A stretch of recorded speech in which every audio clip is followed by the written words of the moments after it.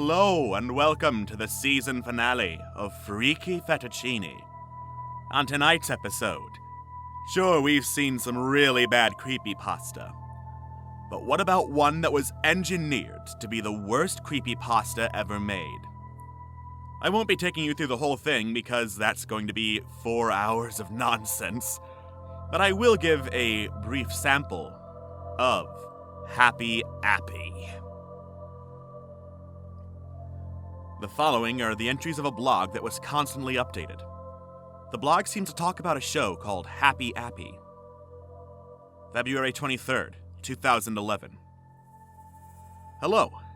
I will be writing on this blog because I am researching a show called Happy Appy. One of the main reasons why I'm researching the show is because I've been fascinated with missing TV shows, episodes, and movies. Like most people who research missing episodes, I'm hell-bent on finding London After Midnight, the 108 missing Doctor Who episodes, and Him, the 1974 film where a man has a sexual obsession with Jesus. Even though I should help the search for any fragment of the missing episodes and films, I'm going to research this one series for now. Another reason I want to research this show is because I had an experience with it around 2001. It was around 8 in the morning. My younger brother, who was 7, was watching a local station during its child TV show block. After a dubbed-over Blue's Clues, it started to air a show called I Don't Speak Russian. Whoops, immersion over. Or Happy Apple. I can barely remember the episode's plot, but it was about this apple who was trying to help a kid named Nathaniel. It felt sort of low budget, but since my brother liked the episode, I didn't mind him watching it. The only thing that made me dubious was this evil smile that the apple did in the middle of the episode. From what I gathered in the first few weeks of Noggin's existence, this Happy Appy show began production. Its plot was about a giant clay apple with arms, baby blue eyes, and large dark green lips being held up by a bent, rusty stick. He would go around in a white 1996 Ford Windstar helping children when they got injured. As the show kept going, the episodes started to become more unusual. For one example, Happy Appy would often stare at the viewers of the show with a deranged smile. It's also worth mentioning that the series slowly got more violent as the series progressed. Happy Appy was one of the shorter shows on Noggin, with every episode being 10 minutes long at the most. They played in duets, making each full episode 20 minutes long, minus commercials. A couple of months after Happy Appy aired its first episode, Nickelodeon canceled the show and it was never shown again on Noggin or Nick Jr. Even the much more appropriate episodes weren't shown for whatever reason. However, some parents did record the show, but they were VHS copies. Of those said VHS copies, only a few survived through the years. Many of the tapes had been destroyed, either due to neglect or disgust, or were simply misplaced and thrown out by accident. However, some copies of the show were reportedly stolen by a shadowy figure. I was one of the lucky people to own a copy of the episodes. Yesterday, when I did some winter cleaning, I found an old DVD with HA episodes written on it. I had a feeling that I knew this abbreviation from somewhere. I did some research on what the HA meant. My first choice was a forum about missing episodes or films that I normally go to. When I entered the missing episodes section of the forum, the first thread I saw was one named HA? What's this? A woman posted the thread who had, like me, found a VHS with the initials HA on it. As I read the thread more, I found out that the initials on the disc stood for Happy Appy. This instantly reminded me of the weird, low-budget show that I watched with my brother in 2000. In the replies, the users claimed that there are no known DVD copies around. I'm not sure how the disc got there, though. I certainly don't remember owning a disc that looked like it. After viewing the thread, I went ahead and put it into the disk drive, hoping that it would work. Thankfully, the disc did work, and it instantly cut to the intros of the episode. No menus or anything. Happy Appy's intro song had the same tune as Mary Had a Little Lamb, and went something like this. Happy Appy, Appy App, Happy App, Happy App, Happy Appy, Appy App, he helps kids all day. Happy Appy, Appy App, Happy App, Happy App, Happy Appy App, he helps kids all day. Happy Appy, Appy App, Happy App, Happy App, Happy Appy, Appy App, he helps kids all day. Episode 1 and 2 were called Happy's Vacation and Hurt Happy, respectively. Happy's Vacation was exactly what you'd expect. Happy Appy goes on a vacation to the beach, heals injured kids, and even talks down a bully into not hurting a child. Hurt Happy was about Happy's stick getting broken, and the kids teaming up to help Happy Appy by giving him bandages and fruit. Nothing seemed out of place when I first saw it, but when I saw it a second time, the episodes looked questionably odd. When Happy was driving his van to the beach in Happy's Vacation, a few seconds skipped. At first I ignored it, saying it could be a scratched DVD. But when I checked the disc, it had no scratches on it whatsoever. Also, during the fruit scene in Hurt Happy, the kids gave him an apple for whatever reason. It could have been a mistake by the producers, though. Finally, I noticed some things in Hurt Happy that looked out of place. In Happy's van during the intro of Happy's Vacation, there was what looked like the border of the Hope poster, but it was so out of frame that it could have been something else. At the end of Hurt Happy, there was a news broadcast about a 9.0 earthquake that recently struck Japan. Happy responded, "Oh no! If you want to help the Japanese, call this number!" And a 1-800 number appeared. I thought those were just coincidental. Well, I was wrong. Episodes 3 and 4 were stranger. The intros of these two episodes were removed, but I found out that episode 4's name was Nate Needs Help. This struck out to me, because this was the very same episode I saw with my brother, but in English. Episodes 3 and 4 were missing a few scenes, and overall, more disturbing than the first two. On episode 3, near the 5:10 mark, is when Happy Appy does his first evil smile for 25 seconds. A scene that could send chills down anyone's spine was the boo-boo part in Nate Needs Help. Happy aids Nate, who has a bruise on his knee. He looks to the camera, giving off the same evil smile that I remember from 2000, and says, "What does Nate need for this boo-boo?"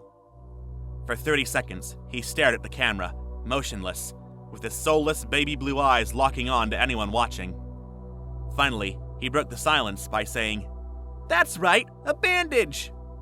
Why did he need that long to speak, I will never know. Also, the out-of-place objects were getting more noticeable. In Nate Needs Help, the radio plays what sounds like a country cover of Hot and Cold, which was made in 2008 and very out of place for a kids' show. February 24th, 2011. I watched episode 5, which had a few differences from the first 4 episodes. Firstly, it had Happy on a rustless, but still bent, stick. Secondly, this episode was somewhat disturbing. The theme song played, and the name of the episode is revealed as Monkey Bar Mishap. It started with Happy Appy in his van, driving to the playground, when he sees a kid crying near some monkey bars. Once he parks the van and goes to the monkey bars, Happy finds out that the kid has fallen off of them, cutting his little finger open. Happy Appy said, "What does Jake need to heal with, kids?" He gave off his evil smile at the screen for a couple of minutes, enough time to read a page of a book, preferably the Bible, to him. Like Nate Needs Help, his soulless baby blue eyes watched over anyone in the room like Big Brother. He said, "That's right!" and Happy puts a bandage on Jake's finger. After getting hugged by Jake, Happy drives away in his van. It skipped to episode 6, which had a better chance of being aired on Wonder Chosen than Nick Jr. The episode, called Never Run with Knives, was a kid running with a knife facing up. The knife was clearly a rubber prop because the blade was flopping around a lot. The kid got cut and held his hand over the wound, crying. As blood began to come out of the kid's wound, Happy parked his van, gave a normal smile, and said, "Hey kids, he shouldn't have carried the knife facing up while running." However, he did heal him by putting a bandage over the wound. The kid hugged Happy, and he said, "Remember kids, never run with knives facing up, or scissors for that matter. Always walk with knives and scissors facing down." Happy took the kid to his van, drives off, and the credits played. However, after the credits roll, the episode takes a very disturbing turn when Happy comes back in his van, the kid missing, and says, "Hey kids, if you find me in my van, just talk to me and I'll take you away." Episode 7 began with Happy on the playground, but he wasn't playing with the kids or helping them. He was just staring at them, with that unsettling smile I hate so much. A group of kids are playing with jump ropes when Happy walks over to them. he calmly tells them something, but I could barely hear what he said. From what I heard, I could only make out, "Hello, Happy. Me, please." I could see where this was going, as the kids walk with Happy into the bushes of the playground. Loud, violent screams are heard for almost a minute and a half, until Happy begins to drag 3 bloody bodies to his van. For the rest of the episode, he does that damn death smile. Why did they use that so much? It was almost like he could climb out of your TV, grab you, and murder you slowly and painfully with a rusty knife, but he couldn't. I moved on to episode 8 and 9. This time, the episodes were so violent and shoddy that they couldn't have aired on Noggin at all. Episode 8 had Happy Appy take a kid into his van. For half of the episode, flesh cutting could be heard, and so could loud screaming, which turned to gurgles. As the scene progressed, blood splatters on the windows began to appear. Eventually, Happy emerged from the van and did a death smile until the end of the show. Like episode 8, episode 9 was gory and violent. But this episode was so coincidental and violent that I couldn't believe Noggin would even allow it, unless it was some sort of hijacking. It starts out with Happy Appy walking around the playground when 2 kids ask him what the cycle of life is so that they could complete their homework. He proceeds to tell the kids about the cycle of life in frogs and plants.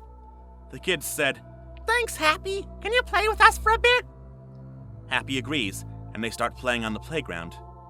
When this happens, smoke starts to creep behind Happy and the children. It gets to a point where they start coughing because of how dense the smoke is, so they turn around to see what was making the smoke. Happy gasps at the sight in front of them. 2 towers were on fire and were burning up. A few people are falling out of windows to escape the fire.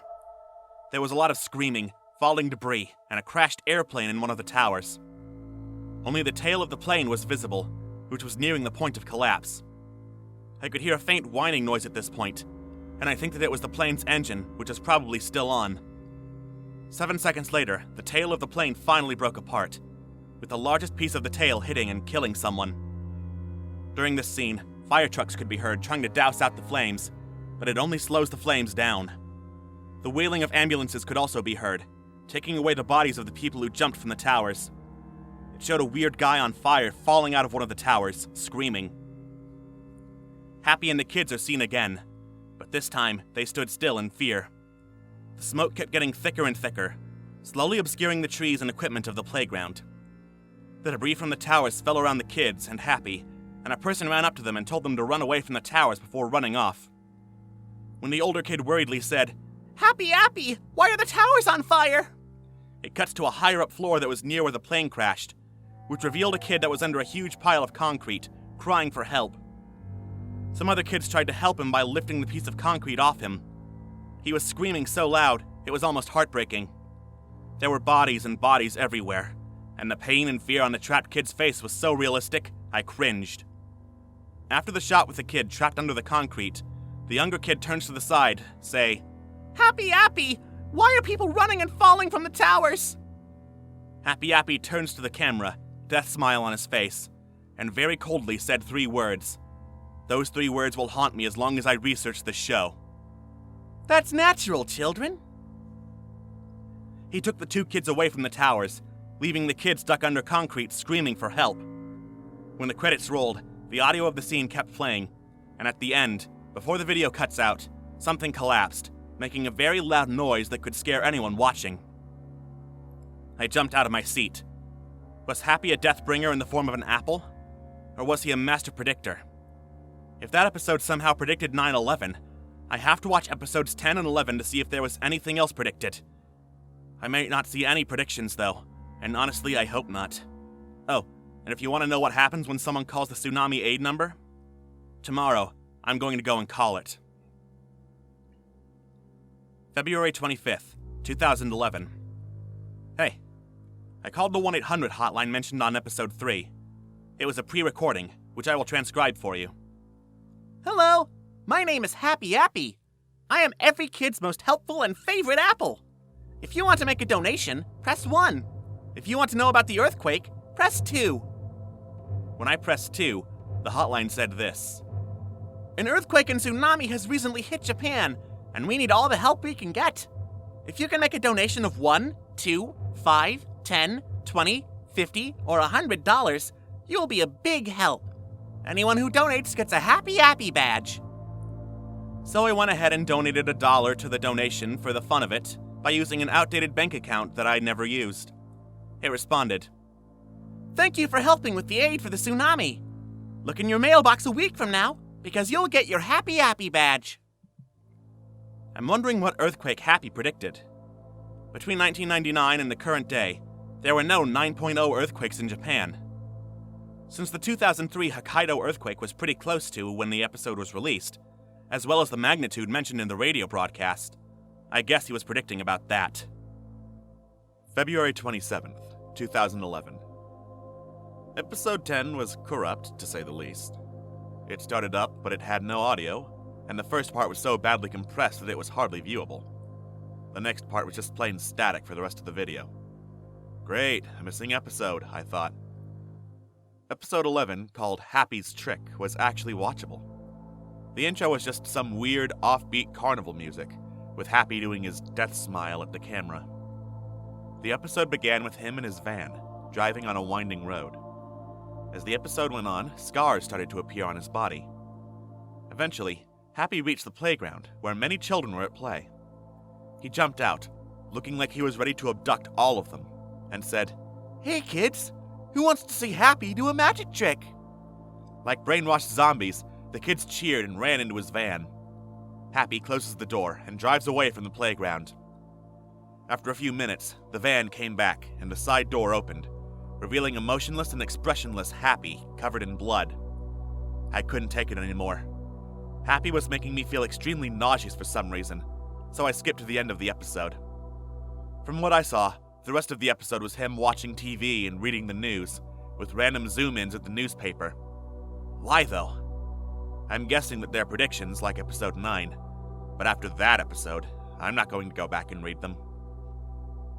There was a very brief scene where Happy began to stab a kid, but it quickly cuts to Happy watching a scene on his TV, where the inside of a space shuttle catches on fire. Why the hell does the show keep showing scenes very reminiscent of future disasters? Once I had got to the end of the episode, Happy was holding a knife, covered with blood. The camera began to pan down to a table, which had a hand with cut marks laying on it. But what's probably the most unusual thing about this episode happened after the scene. After a few seconds of credits play, it very suddenly cut to a black screen with text that said, "If you get these DVDs, I copied the show over to them from whatever master tapes I could find. I wanted to preserve this show so that the last few episodes weren't lost forever." Now you might be wondering one thing. How did Nickelodeon air all of those episodes? I don't know. They just did, that's what. If you want to know more about the show, including its fate, see me. KC. Thankfully, I had a good grasp on whom the KC most likely was. Kevin Seward Christensen, a friend of mine. It wouldn't be out of the question. When I first met him, he did mention something about working with Nickelodeon until the end of the millennium. Wanting to learn more about the show's fate, I went over to his house. What happened when I got there was, to put it bluntly, odd. When I got to his house and rang the doorbell, nobody responded. The door wasn't locked, so I decided to come in the house and see what was going on. I heard a middle-aged woman crying upstairs, so I ran across the living room and up the stairs to see what was going on. Kevin's wife was in their bedroom, crying at a framed portrait of them together. I asked her what had happened to Kevin, and she replied with a very odd answer. "Last night, someone or something took him away in his sleep. The police are trying to look for him, but they've come up with nothing, as usual. They've questioned me and searched our house for any evidence, but there's none, except for this scrap of paper." She reached into her pocket and pulled out a folded piece of paper. I unfolded it, and it revealed itself to be a low-quality photograph of the scarred Happy Appy during the natural scene. While I was at their house, I asked her how those episodes had managed to get aired on Noggin. "This man had drugged the producers. He was going to..." She only managed to say that much before bursting into tears. I could only think that whoever that man was had kidnapped Kevin on the 26th. After comforting her, I left the Christensen household and walked off. Once I started to get near my house, I was startled by the noise of a gunshot nearby. I instantly ran to my house, fearing that whoever kidnapped Kevin and killed his wife was trying to chase after me. Before I closed the door, I took one last glimpse at the bushes on the other side of the street. In one of them was a mutilated arm, with an unknown figure standing beside it. March 3rd, 2011. Hey, I wanted to know if anyone has any recordings of a Happy Appy episode. If you do, please send me an email containing video of it. You might wonder why I'm asking this. Well, I found my disc in pieces on my desk, and no, I did not save the videos to my laptop. Oddly, the way it was broken was almost like a claw had slashed the disc into thirds. The paper with Happy Appy on it was nearby, with writing that said, "No more evidence now, huh?" I wonder who was angry enough to destroy my disc. March 4th, 2011. The badge finally came in the mail today. It came in a small box that had, interestingly enough, a timestamp from 2000. I could only guess that Nickelodeon still had some left over from when the show was popular. When I opened the box and dumped out the contents, the badge came rolling out, with a letter attached to it. The badge was made of plastic, had a silver bronze color, and depicted Happy Appy with a smile. On the back, Happy Appy Helper Badge was imprinted in stereotypical army font. The letter had the following written on it. "To my friend, you have helped us help the Japanese. Of course, let me introduce myself. Unarguably, you have heard of me on Noggin. Can't understand what I'm saying? Well, I'll give you the answer. Happy Appy, Appy App, Appy App, Appy App, Happy Appy, Appy App. He helps kids all day. Now, where do I begin with this gift? Today, I have given you a nice badge right from the old playground. How did I get these, you ask? Running across the playground, I tripped on a rock. I fell down, but I noticed the ground was uneven. Undoubtedly, something was buried. So I dug the ground and I found a crate filled with these badges. Now, it's time to be off. Watch Noggin at 8:30 a.m. CST to see my new adventures. Love, Happy Appy. I checked the back for anything interesting. What I found instead were these 2 lines of gibberish. Misk poops pow stick as one gwe said vjni. Ms pliz kul neref bug sk wafan zabul lo oil lwen jock zjken. I don't even know what they are. March 5th, 2011. Today, I got an email from a man who claimed to be a user on WikiLeaks. He had heard about my research on Happy Appy, so he tried to find any documents related to the show. He did find one, which told employees at Nickelodeon to never air certain TV shows or movies. After browsing through a massive description of Crybaby Lane and other shows, I found this block of text in the middle of the document. One show, originally named Happy Appy, was cancelled due to excessive violence and gore. The show depicted a personified apple named Happy Appy that taught kids how to handle certain injuries, and, on an episode called Hurt Happy, teamwork. On their last and only 8th episode, only an hour had passed when Noggin began to remove all traces of the show. Children who had watched the show's final aired episode allegedly obtained symptoms of nausea and sleep deprivation. A 2003 report says the episode seemed to depict explicit imagery of the September 11th terrorist attacks, even though the episode aired in 1999. I'm getting a lot more dubious about this show. June 1st, 2011. First off, yes, I know that Happy Appy might have predicted that recent earthquake and tsunami, so stop sending me emails about it. To put it short, I'm back. Since my job involves working as a detective in the police department, I had to take a hiatus from this blog so I could get paid. During this period, there were some trials involving the murder of Kevin Christensen. However, they came to an abrupt halt when the arm they found disappeared one day. I bet that Shadow Man stole the arm. Anyway, I was looking up Happy Appy on YouTube today when I found a video that said, Kevin Christensen interview, audio only. So I watched it. Here's a transcript. Are you Kevin Christensen? Yes. So, are you the one who worked on Happy Appy's clay model? Yes. How did you get the job for Happy Appy? I had just graduated from an art college in late 1998. I heard about Nickelodeon Studios, who were making cartoons. So, I sent a resume, and a few weeks later I got the job and I was happy. Well, until the shit hit the fan. What happened on the day you made the Happy Appy model? Okay, so basically, we had to design a cute-looking puppet for the show. We started with a rusty stick that was lying around on the floor of the studio, made an apple out of clay, and stuck it on the stick. We added baby blue eyes as well as pupils so he would look cuter and less frightening for children, huge green lips, and clay arms. Finally, we added a stem and a leaf. We thought it was perfect for the show. Who voiced Happy Appy? I don't remember his name, but I do remember who he was from. It was a show called Fright House Screamers, where 4 teenagers would spend the night at haunted places.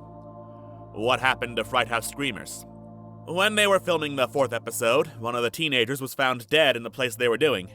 Besides, the show sucked ass. Was the voice of Happy the teenager who got killed? I'm pretty sure not. Back to Happy Appy. Why aren't there any surviving copies of Happy Appy? That's a good point. See, Nickelodeon owns the tapes somewhere, but they're not going to release them for a long, long time. There have been bootlegs, of course, but none show the episodes after episode 11, which is weird. How many episodes of Happy Appy were there going to be? 2 full 26-episode seasons. They only showed 8 or 10 of the first season before Happy was cancelled. However, my friend Jim says there's actually 2 seasons, but he was very drunk when he said that. Besides, I don't trust him at all. Do you know any of the other crew who worked on Happy Appy? I only know Jim. June 6, 2011. Dear God. I've had some feverish nightmares of Happy Appy ever since I saw those last episodes. The dreams range from Happy doing his death smile for hours, to him brutally murdering a kid off camera. Not only that, but I've become paranoid of apples. If I see one in my house, I eat it as quick as I can or throw it away. I have seen the mysterious figure more, whether he's sitting on the side of a hill or standing near some trees. It never seems to leave me alone. However, I can at least describe his appearance. First off, he can't be made a shadow because he has some sort of face with a mouth. However, his mouth is locked to one expression, which happens to be Happy's death smile. I'm going to sound weird for this, but I wonder if he's happy. No, he can't be. There's a fine difference between this figure and Happy Appy, a child-sized apple. Oh well, here's more about the stalker's body. He looks like he's slightly taller than me. For reference, I'm about 1.87 meters, and looks about mid-weight for his height. If he keeps appearing, I'm going to have to board up my house. I'm not sure what his problem is, but if he doesn't stop, I'm going to call the cops next time I see him. June 11th, 2011. Great. Just fucking great. How the hell do I put this in short? Right now I'm at the library, which could very well be the only place in Aberdeen that has a free-to-use computer. It's been 5 full days since I last encountered the figure, and that bastard has some sort of problem because he burnt my house down. Oh yeah, he burnt the entire thing down for no reason whatsoever. I did manage to save some things from my house, like my laptop and the Happy Appy badge and letter.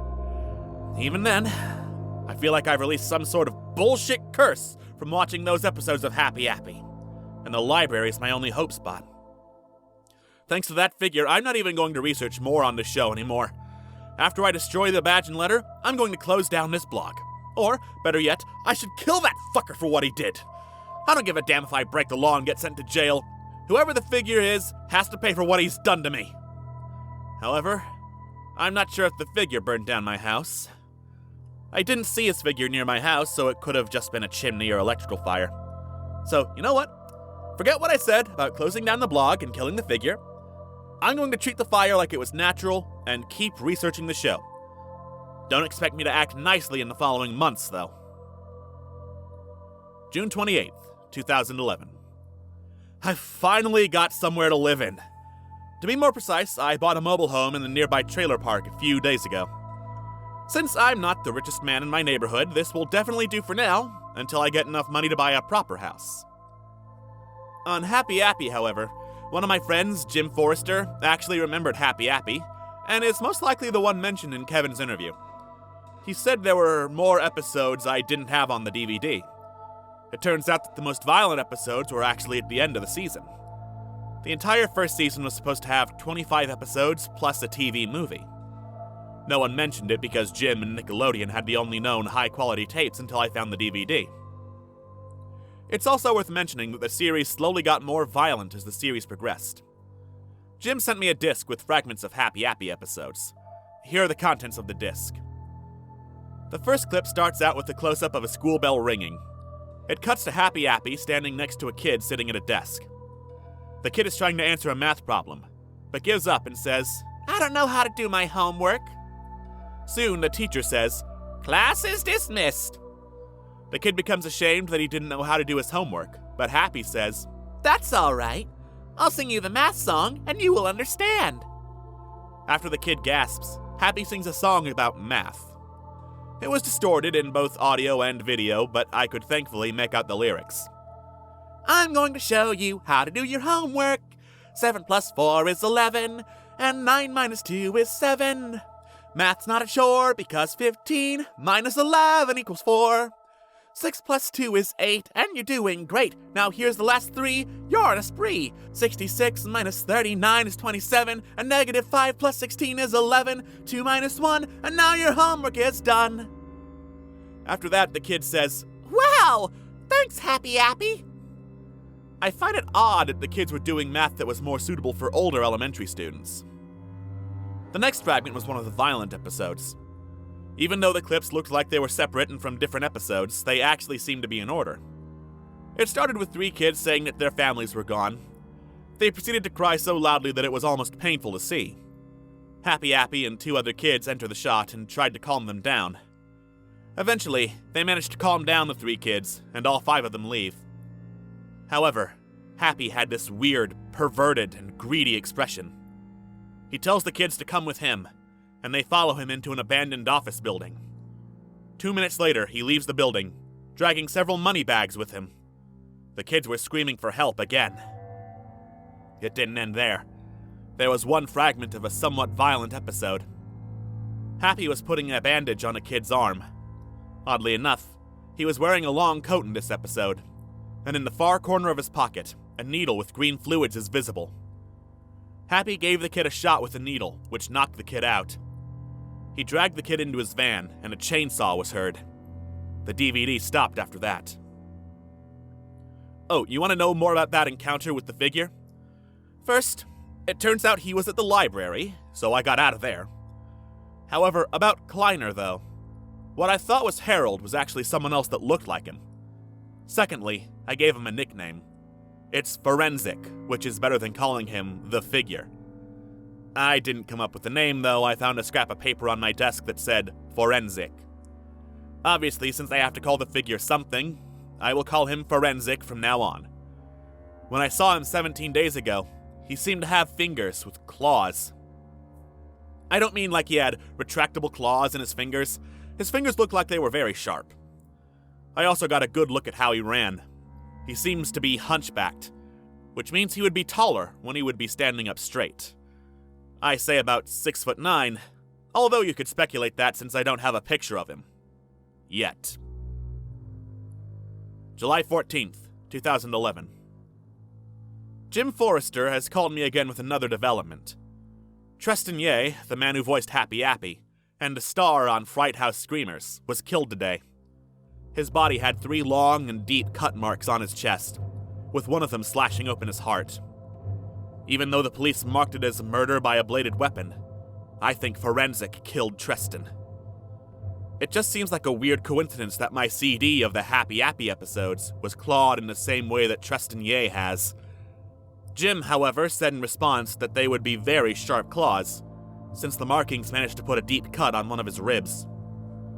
I might need to research Fright House Screamers after I'm done with Happy Appy. It sounds quite interesting. July 15th, 2011. Today, Jim Forrester gave me a DVD with 3 new episodes. According to Jim, the first one is the episode with the green fluids needle, the second being the full version of Happy Goes to School, and the last one might be the second part of the Happy Appy TV movie. I would be able to describe the episodes if it wasn't for the extensive cleaning the disc needs. July 17th, 2011. After all of this time, I cleaned the disc enough to be watchable. The only problem is that it sometimes freezes when a video gets played. Here are the contents. The first episode started out with the scene with the green fluids needle. After Happy kills the kid, he drives to a crashed plane, where the scene with the money bags happened. It cuts to the playground, where Happy was playing with some kids. It went along like normal until his skin peeled off, revealing a rotten apple core. It was like an orange peeler was being used on him. The skin landed on a boy's head, covering his face like a blanket. The weird part about this scene was that the kids had no reaction to Happy's skin being peeled, almost like it never even happened. After a minute of seeing the boy with Happy's skin on his head, the episode ends. The second episode was, as Jim said, the full version of Happy Goes to School. It begins with a math scene and song happens, but in a vastly improved quality. After that, Happy goes into a science class, where a kid is messing around with a Bunsen burner. Eventually, the kid gets his finger burned by accident. Happy informs, "Never play with a Bunsen burner without adult supervision. If you don't, you might get hurt like Eddie here."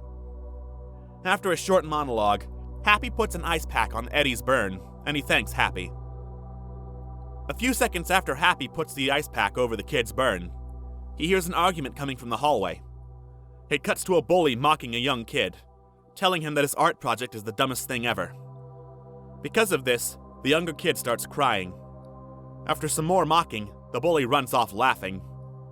Right as he leaves, Happy comes over and tells the kid to never give up at what he likes doing. The kid instantly cheers up and runs into a classroom, presumably to tell a teacher about the bully. Finally, I saw the second part of the Happy Appy movie. It started out with Happy Appy driving his van on the road leading to the playground. It shows a kid playing with rocks on the side of the road.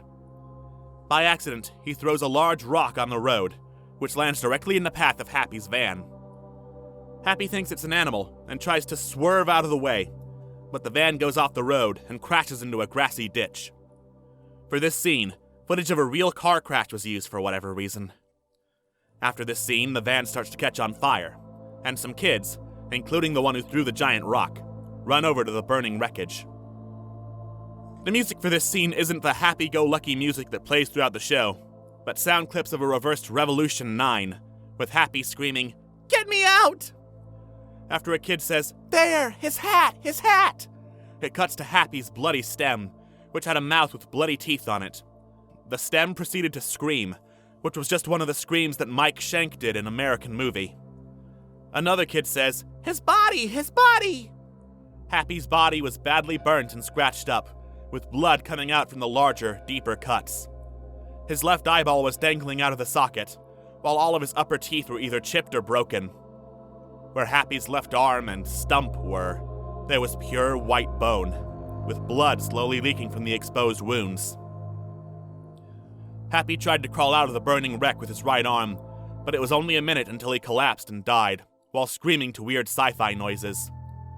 The next scene just showed the road, lacking any children whatsoever, with the remains of Happy in the van in plain sight.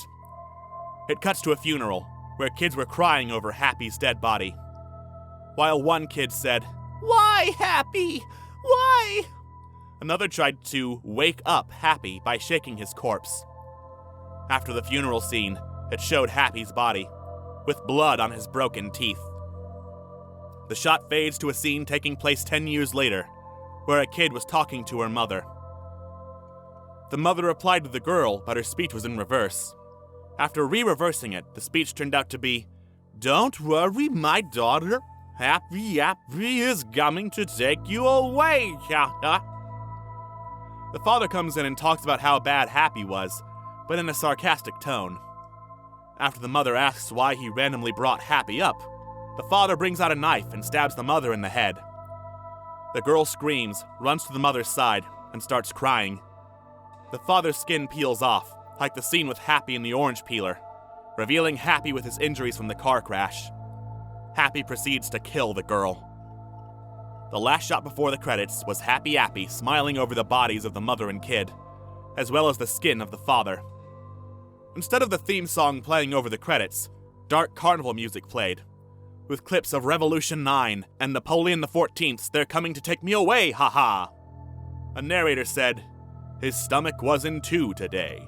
There were two, and there is none now. He's there. He's getting next to his sister with all he knows. And finally, he ceased to work in the underworld." Guess what the narrator was talking over? He was talking over Happy Appy, with a bloodied scalpel in one hand and an X-Acto knife in the other. It slowly panned down to the disguise Happy Appy was under, like the magic trick episode, and stopped at the hand of the skin, which had cut marks on it. The episode ended. July 23rd, 2011. It's been almost since I watched part 2 of the Happy Appy movie. It turns out that someone claimed to have the first part, so I asked him to email it to me. It turns out he was right. Here's what happens in the first half. It starts with the carnival theme from the credits of part 1, but with distorted voices. The intro often flashed out to white. After when the original intro would play, it went straight to Happy on a medical bed, dying from an unknown disease, with children at his side. Happy said in a loud voice, "They're coming to take me away!" And it cuts to one of the younger children. He was trying to fake crying over Happy's death, but the single tear that came from the child was in claymation. It played a solemn piano tune while another kid with a high-pitched voice said, "They're coming to take me away!" It showed Happy Appy coughing up blood, and a few seconds later, his bed wheeled itself into a surgery room. What followed was an hour of stop-motion surgery. It was so horrifying, but yet so compelling. How did the episode creator create a decent surgery scene with puppets? After that, Happy comes out in a wheelchair, and the children said, "Are you okay, Happy Appy?" Happy said, "Yes, my friends," and gave them a large hug. After that, it faded to a title that said 3 months later, and started to fade in on the second part of the TV movie. But the video ended as soon as the fade stopped. July 24th, 2011. I got another episode today. One of my blog followers, who has a job in a daycare center in Seattle, mailed me a VHS tape. The tape had a white label that said, written with a blue Sharpie, "Happy Appy is the hospital doctor." He found the tape because a kid brought it with him for whatever reason, and started crying when he saw the contents. The tape began with a few minutes of static, and then played the famous intro, but had new lyrics that didn't match the tune too well. "Happy Appy helps those kids, Happy App, Happy App, Happy Appy, Appy Appy, Happy Appy Appy." It went to a POV shot of Happy Appy running through a hospital for 2.5 minutes, with the choir singing Amazing Grace. Since I knew what Amazing Grace was about, because of choir experience, I was prepared for anything related to death. It cuts to Happy Appy on his metal stick, doing his death smile for a long time. Like the 2 other times, he watched over any living thing near the TV, with his uncanny, soulless baby blue eyes. The death smile made his glare worse, giving an immense feeling of threat to anyone watching. After the Amazing Grace choir ended, ambient noise started playing. It kept growing louder and louder, and it very slowly zoomed in on Happy. Finally, after about 10 minutes of watching clay apples staring you down with loud ambiance, he says, "Hey kids, let's go find some children to help." He runs up to some body bags holding bodies, while a nurse is zipping one up.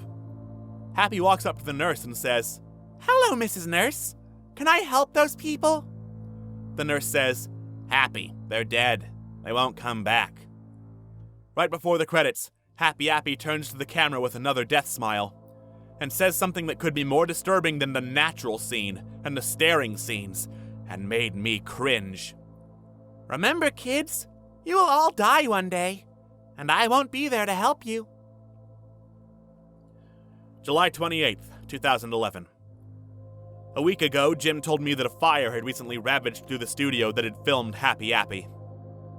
It wasn't until the 25th that I visited the ruins of the studio, if I could find anything that could help me investigate Happy Appy. After traveling on the I-5 for 20 or so hours, I had reached the studio. It was completely abandoned, but what was very strange was that no one was there to demolish it. After grabbing a flashlight and turning it on, I proceeded to sneak inside.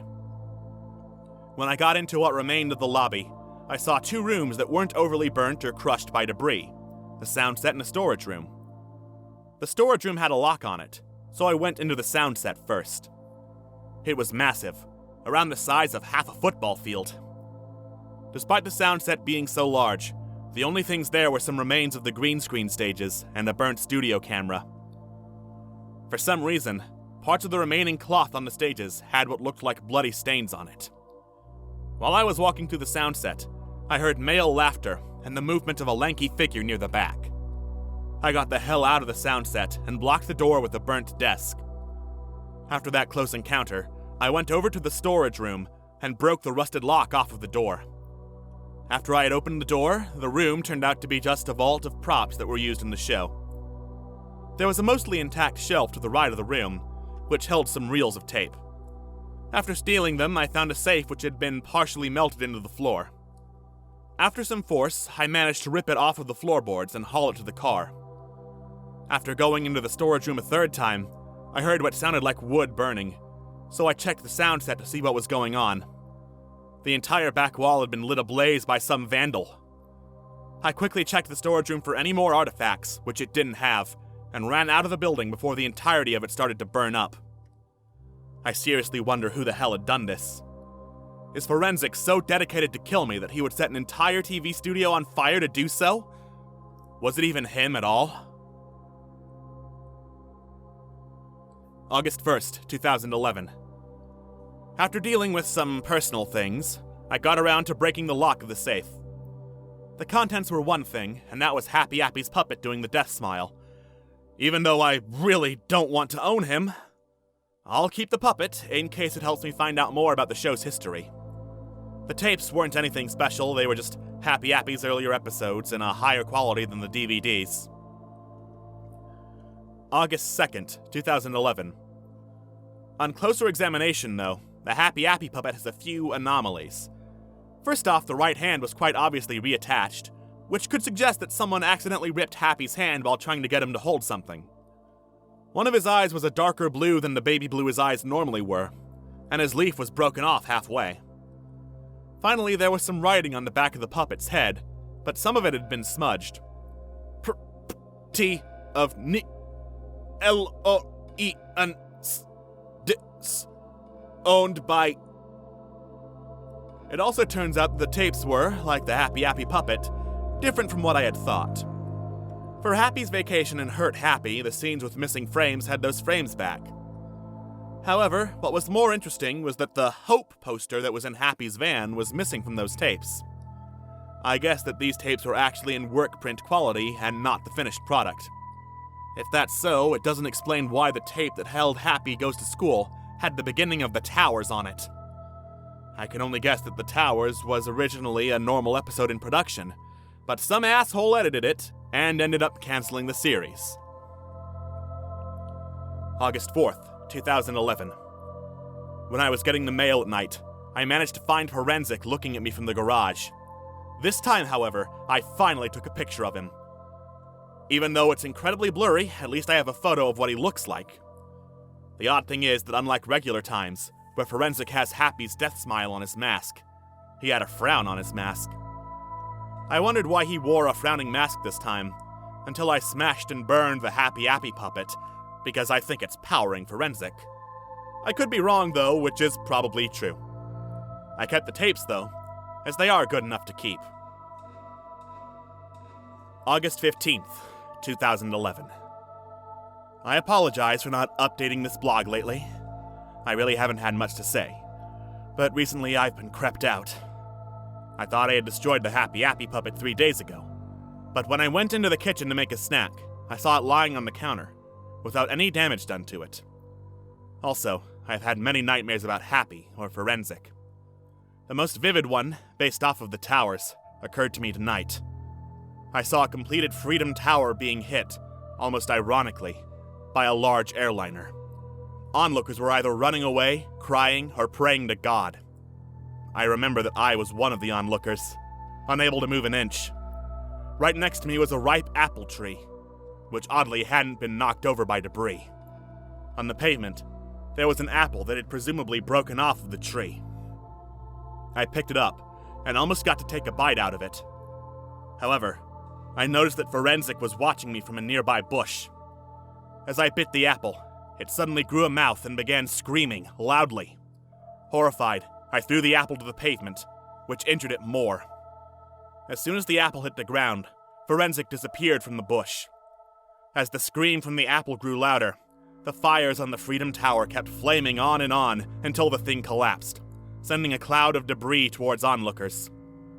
Right before I was hit, I jumped out of bed, screaming in horror.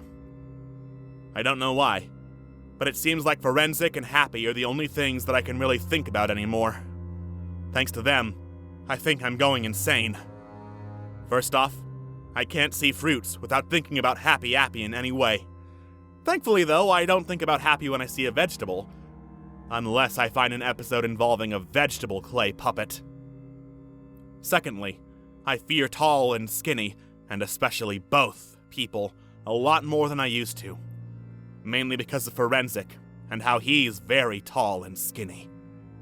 And when I see a playground, I imagine Happy Appy in that one dark, plant-filled, abandoned corner of the playground, doing a death smile and looking like he's ready to murder every child. I really regret researching this show. I learned more about Fright House Screamers, but it's not as related to Happy as I thought it would be. August 16th, 2011. Today I went to look for Happy Appy on the TV. Even though it sounds idiotic to look for a show on the channel that it's banned from, it's worth a shot. I woke myself up when Nick Jr. started, and watched the shows for Happy Appy. It all went well, playing Dora the Explorer and Yo Gabba Gabba when a bumper aired. A woman's voice said, "And now, we have something special to show you. Please welcome, for the first time in a decade, Happy Appy!"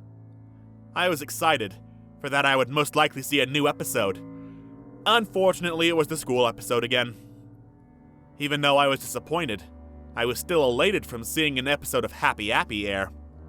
At that point, I had a major question. Why did the episode air? Did a new employee mistakenly air the episode without knowing the history of Happy Appy? Or did someone else deliberately air them? If someone did air them deliberately, why did they? Was it Retro Day at Nick Jr., and they allowed a showing of Happy Appy just for once? Or did someone know about my research blog, and to help, they aired an episode? Second post. Hey, I've got 2 things to tell you. First, I will try to make at least 1 post every day, all the way until when I quit researching Happy Appy. Second, I'm keeping track of the episodes. Here are my guesses for the episode list. Anything with parentheses describes the episode better. 1. Happy's Vacation. 2. Hurt Happy. 3. Monkey Bar Mishap. 4. Happy Goes to School, the one with a math song. 5.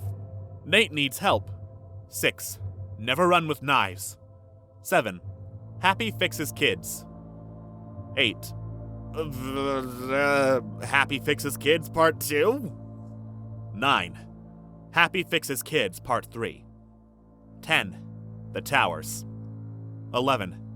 Happy the Doctor, the one with the green fluid needle, the crashed plane, and Happy's skin peeling off. 12. 13. Happy's Trick. 14. The Happy Appy Movie, Parts 1 and 2. I know there are only 15 episodes mentioned here, but I haven't discovered the other 9 yet when I publish this post. August 18th, 2011. I was on YouTube when I came across a Happy Appy video. It was named The Happy Dance, and was a promo that aired on Noggin. In it showed Happy, moving around like he was break-dancing. The music was slightly distorted, but it had someone making and failing at beatbox noises. Accompanying it with some lyrics on how to do the happy dance. Do the happy dance! Jump to the left! Jump to the left! Jump to the left! Jump to the left! Now jump to the right! Jump to the right! Jump to the right! Jump to the right! Now get down! And scoot to your left! Scoot to your left! Scoot to your left! Scoot to your left! Now scoot to your right! Scoot to your right! Scoot to your right! Scoot to your right! Do the happy dance! After that, it said watch Happy Appy every Monday at 8 a.m. And it ended. I know it isn't a new episode, but it's a cute thing I saw. August 23rd, 2011. As I was looking over some posts today, I noticed a draft in the folder. Normally I wouldn't have drafts in there, unless I had to finish a post on another day. So this stuck out as odd to me. I opened it, and found that Forensic had somehow gotten into my blog. I'm guessing he used a keylogger, but anything's possible. Here are the contents. Hello there, my friends! Are you feeling well today? Good! Because Gerasim is not here today. Instead, you will be getting a post from his favorite friend, Forensic F. Forensic. So life's pretty good from where I'm standing. I've killed a lot of people now. This year alone, I've killed Kevin Christensen and Justin Ye. Amazing, isn't it? Well, just you wait. Once I'm done with Jim Forrester, I'll kill Gerasim, and it ain't going to be pretty. What will I choose to kill him? Will it be the good old knife to the head? Or maybe I'll pick a slow, painful torture. I might not mentally scar him, but it isn't the question. Oh, the possibilities are endless. But now there's a big question I will answer. What will I do with Gerasim's body? Will I... And it ends there. Why did he leave off mid-sentence? Did his internet break down? Was he noticing that I was starting to wake up? Or maybe he got booted off somehow. I don't really know. All I know is that Forensic tried to post on my blog, and I'm not happy. However, there was a sound clip left on the blog post. It was a 3-minute sound clip of static, with some voices talking here and there. I'll try to decode it later. August 24th, 2011. Today, the same person who uploaded the Kevin Christensen interview on YouTube added a new interview. This time it was Jim Forrester being interviewed. He worked on some of the scripts for Happy Appy, including Nate Needs Help. So, were you one of the scriptwriters for Happy Appy? Unfortunately, yes. Do you know what happened to Happy Appy? Well, we actually managed to pull off a third of the first season just fine without any complaints whatsoever. We were all ready to begin the other thirds when we were canceled. Why was the show canceled? An accident happened. Wait, an accident happened? What kind of accident could cause the show's cancellation? During a break we did to get the employees some resting time, we made a joke episode for fun. The episode in question had 2 smoldering towers which were on fire. You know, looking at it now, it reminds me way too much of 9/11. The episode was aired because someone managed to sneak a tape and broadcast it on Noggin. And poof, the show was canceled. Good riddance. Do you know who broadcasted it? No. The only person I think that would broadcast it is... I forgot. It's been 10 years, you know? I can understand, Jim. Anyways, there's one last question. Who was the director of the show? I don't know who the director is as well. But I can tell you one thing, he's most likely dead. August 27th, 2011. Today, I found the torrent of another episode of Happy Appy, called Mean Miranda / Happy's Van Breaks. Mean Miranda's plot was about boys no older or younger than 6 to 8 being bullied by a teenage girl named Miranda. Happy gives the kids bandages and advice to help them. He kept getting progressively angrier when the episode goes on, starting from being slightly irritated to being extremely pissed off. At the end, Happy Appy coldly says, "Bully one more kid and you will get a surprise, Miranda." She, almost mockingly, kicks a boy in the leg, and Happy Appy gets in his van and drives it at her. Right before the van runs over Miranda, the episode cuts into the credits, with promos for Franklin and Blue's Clues. Happy's van break starts with the intro and immediately goes into the episode. Happy is putting a bandage on a kid's bruise when he notices that his van's engine is billowing smoke. He runs to it and notices that a part of the van's engine broke. Happy steals a mechanic's toolbox and gets to work on the engine. When Happy Appy works on the engine, a kid kicks a soccer ball, and it accidentally bounces off Happy's head. Angered, he gets a wrench, runs off screen, and beats the kid to death with it. He goes back and repairs the engine, replaces the coolant, and changes the oil. While helping more kids around the playground, the mechanic, in response to his toolbox being stolen, breaks Happy's engine. Happy gets pissed and chases the mechanic in a POV shot. Eventually, Happy grabs the mechanic and stabs the back of his head with a screwdriver several times before the episode cuts out. Oddly, the chase scene didn't have Happy's hands in it, but someone's arms painted red. So, here's the new list.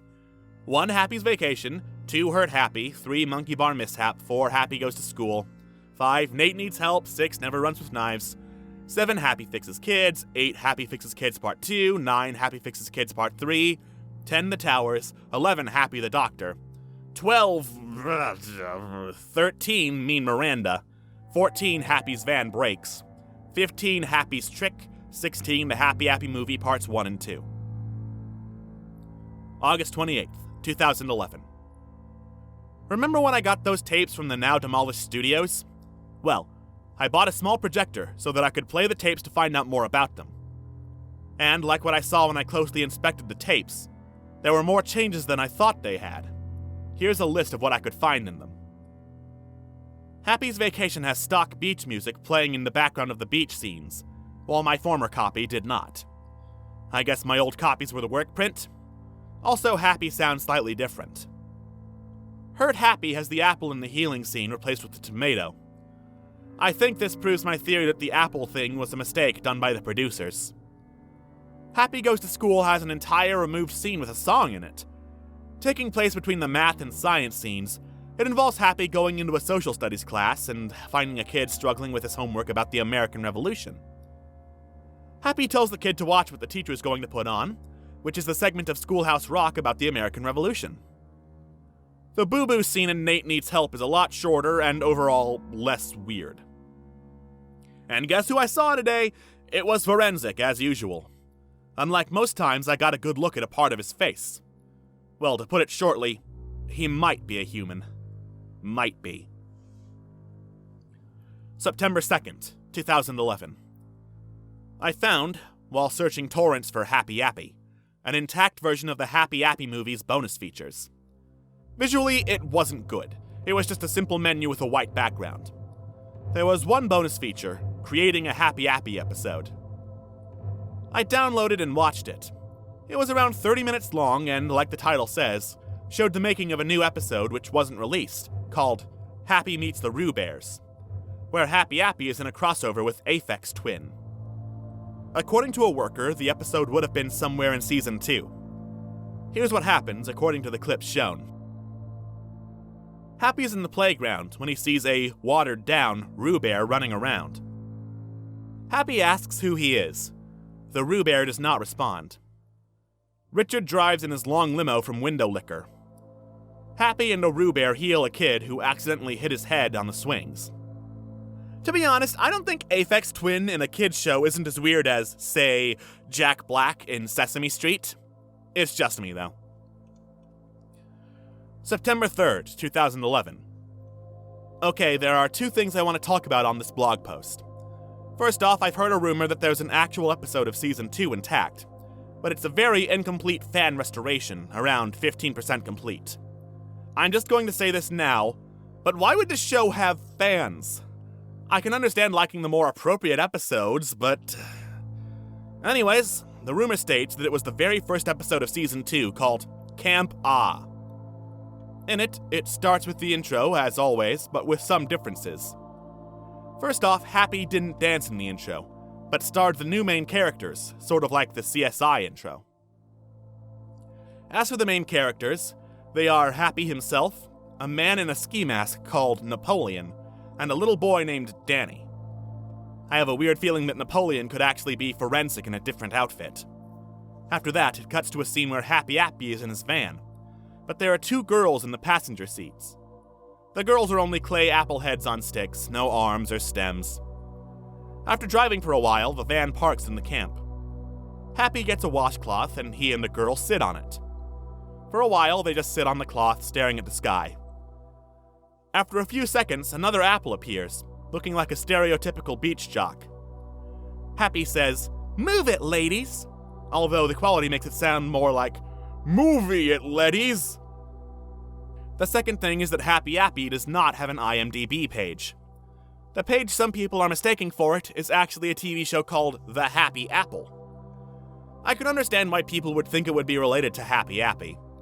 Happy Apple being the rarely used full title of Happy Appy. When I mean rarely used, I mean rarely used. It was only used once in a TV Guide preview. But about the Happy Apple, it's from the 1980s. How can you confuse a TV show from the 80s about an insurance company with a noggin TV show from the 1990s that has imagery of 9/11? And don't even get me started on the Appaloosa horses. Just don't. September 4th, 2011. I finished decoding the sound clip, and, well, I began to decode it. When I began to decode it, I heard static with some odd noises here and there. I tried reversing it, changing the pitch, slowing the speed, and adding volume, with some successful results. At first, it was just the sound of Happy Appy laughing. It wasn't a regular laugh, however, but one that sounded like he was injured. Shortly after that, Happy started screaming, and you could hear someone else laughing. Like Happy, it sounded like the person that had begun to laugh was also injured. I guess it's a child struggling against a murderous Happy Appy, but it could be damn near anybody. September 5th, 2011. After 16 pages of a Google search, I found someone who said that they were a member of the staff who made Happy Appy. I was excited, so I got their address so I could meet them in person. It took a long time because the directions they gave me required me to go through a lonely dirt road, and I thought that I would get my shoes dirty. Hey, can't be too cautious, can I? Well, anyway, I was at an angle where I could see the person who was standing near his house. I was right about to yell out to them, but I got a closer look and freaked out. It was Forensic, standing near the house right behind the corner of a building I was about to pass. If I had passed it, Forensic would have caught me off guard and stabbed me to death. I don't know why Forensic had set this up, but he is definitely out to get me. He was still looking at the way where I was supposed to have come through and quickly checking his watch, so he didn't see me yet. He was a human. He was wearing this weird mask that looked like a happy baby, and the mouth would often move, giving the impression that he was literally a baby face. His arms were bone skinny, and it looked like he needed to put on 20 pounds to be considered barely underweight. He started getting more and more nervous and thinking that I wasn't going to show up. What was also of note was that near the house, there was a van that was very similar to the one that Happy rode. I ran off and went back to my house to tell you about this near-death experience, since it'll probably happen more and more often. September 6th, 2011. Since I was freaked out by Forensic, and it is nearing 9/11, I rewatched the Towers episode again. When I played it, I heard that faint whining noise in the background of the famous scene, and I instantly recognized it as a much quieter version of the decoded sound I was talking about 2 days ago. I don't know why that was playing was in there, but it was. I still can't imagine out what could match that audio clip. September 7th, 2011. I finally figured out what the sound clip is. While I was getting my groceries, it came to me that the voice that wasn't Happy sounded a lot like Forensic. Quickly, I came up with the idea that the sound clip was Forensic fighting with Happy Appy. I don't know why he would fight Happy, an inanimate clay puppet, unless he had some sort of mental condition. While I was on my way home, I saw a police car with its lights on and sirens blaring, so I followed it. When the police car stopped, I saw the cops leave the car quickly and run after a thin figure, which had dropped a gun and something red. It was none other than the Happy Appy puppet, with some dirt on it. I could have sworn that I saw Happy's mouth moving, but I was so freaked out that I wasn't sure if Happy's mouth was moving or not. Suddenly, it came to me that if this figurine was the one I owned, Forensic must have broken into my house. Before the police came back, I got into my car and went back home. Thankfully, it was unscathed, and one of the front windows was opened. Once I got in, I shut the window and looked for the Happy Appy puppet, which I had put in the living room. However, it was nowhere to be found. After I write this blog post and go to bed, I'm buying a nice knife as soon as I can. September 9th, 2011. I'm not sure how, but maybe the audio of Forensic and Happy was planned to be in a future episode of Happy Appy, and got mixed up while they were putting the sound and music in. Was Forensic around while Happy Appy was being made, and put himself in one of the episodes because he was in the staff? Did he get so much infamy during the time that the producers decided he was perfect material to mock? I still can't put this together.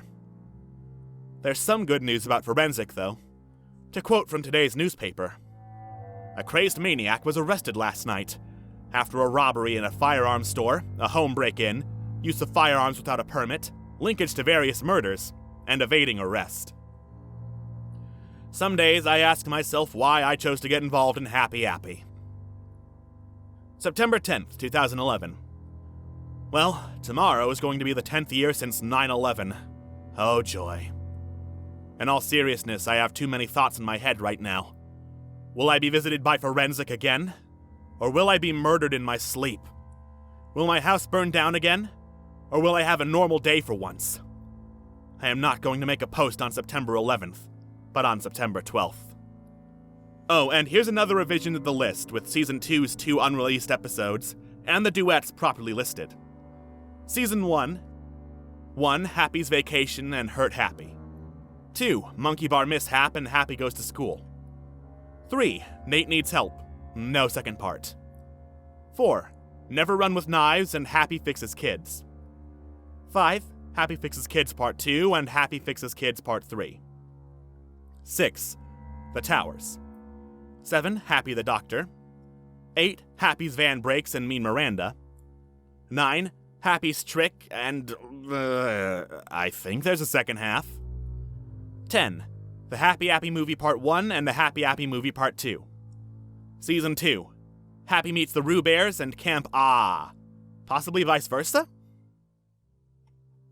September 11th, 2011. I know I'm not supposed to make a post on September 11th, but I really had to get this post out. Last night, a certain someone went on my computer today. Luckily, the only things that Forensic did was add 3 photos, a notepad file, and a badly distorted sound clip. The images and notepad were made today, during 2:20 to 2:30 a.m., while the sound clip was created on July 14th of this year. All the images were made using Paint, had the file name Image1 to Image3, and all were badly drawn. Considering that Forensic wears a gas mask and has long, skinny fingers not fit to use my mouse, I knew they wouldn't in good quality. The first image was Happy Appy smiling on a dark red background, with a knife in one hand, and words that say, "That's natural, children!" I found out that this one was actually a GIF and not a PNG. I stared at it, and for one frame, Happy had blood on his teeth and knife. The second image is the only one that does not show something. It is, in fact, a portion of the song, "They're Coming to Take Me Away, haha!" I seriously want to know what the connection is between Napoleon XIV and Happy Appy / Forensic. Is it that they're both disturbing to listen to? Or is there something else I don't understand? The last image is more notable than the rest. It was Forensic standing behind a black background, which has, "I'll find you" in red. The reason the photo is the most notable is that it shows Forensic's long, pale neck, gray clothes, and his unusual gas mask. It's actually more high quality than the other photo I took of him, even though the picture is quite bland. However, it doesn't show his filters, which is odd. The notepad file contained another gibberish string. Advmet of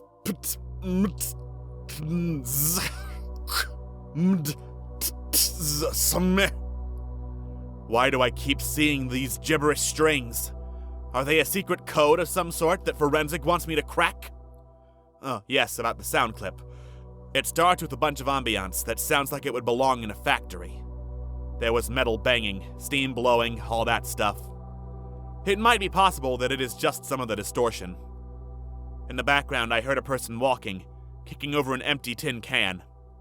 After this, I heard a voice that sounded like someone beginning to say, "Stop!" before it goes to static for the rest of the clip. My best guess of what this sound clip could be is Forensic killing someone. But looking at the date the file was made, which was on the 12th of July, could this sound file be related to Trestanier? I somewhat doubt it, to be honest. September 12th, 2011. Today was one of the worst days I have ever had. But at the same time, it was also one of the best.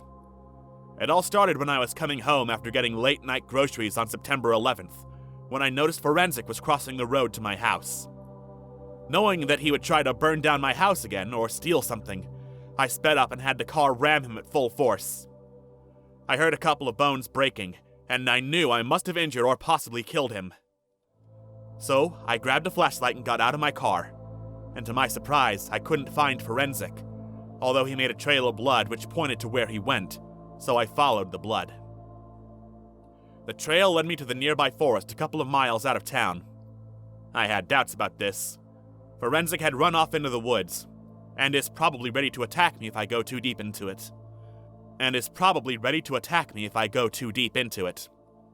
I put those thoughts aside, since I knew I had to kill Forensic in one way or another. So I got my knife from the car and went into the forest. The blood stopped at a dirt trail, and a few meters from it was a sign. The letters were faded, but I shined a light on the sign, and it read, John Wilkinson Summer Camp. The John Wilkinson Summer Camp opened P in 1996. The owner of the summer camp was, unsurprisingly, John Wilkinson, a 35-year-old man who had a mild case of schizophrenia. For years, it was a very popular summer camp. Kids kept coming to it, with some coming all the way from Maine and the United Kingdom. Unfortunately, in 2004, John Wilkinson's worsening schizophrenia reached a peak, and around 2 in the night, John got an axe, went into the log cabins, and killed 6 children, before disappearing into the woods. The summer camp closed down, and the case remains cold to this day. I went up the dirt road to the summer camp, which was in an overgrown grove. Over the years, the summer camp deteriorated, letting various moss and fungus grow on the rotting wood of the old cabins. I went into A first. Just for reference, the cabin series are A, 16 to 18-year-olds, B, 13 to 15-year-olds, C, 10 to 12-year-olds, and D, 7 to 9-year-olds. It looked like a regular cabin, minus the fact that blood was on the walls, beds were undone, some of the wood was rotting, and there was an axe stuck in the wall. Obviously, since an axe is a better weapon than a knife, I took it. I went to B and axed the door down. It was the same as A, minus the axe. C was the same. Finally, I axed down D's door. As I walked in, I noticed the sound of a generator running. Knowing that this room was different from the rest, I turned the lights on. I wish I hadn't, because as soon as the old light flickered on, I was horrified at what I had seen. On the walls at the back of the cabin were the mutilated bodies of Kevin Christensen, Trestanier, and Miranda, held up by meat hooks. I was completely paralyzed in fear for a minute. My breathing became more rapid, my heartbeat sped up, and I started sweating. Behind me, I heard an all-too-familiar slithering voice with what sounded like an East Coast accent. "Do you like my trophies?"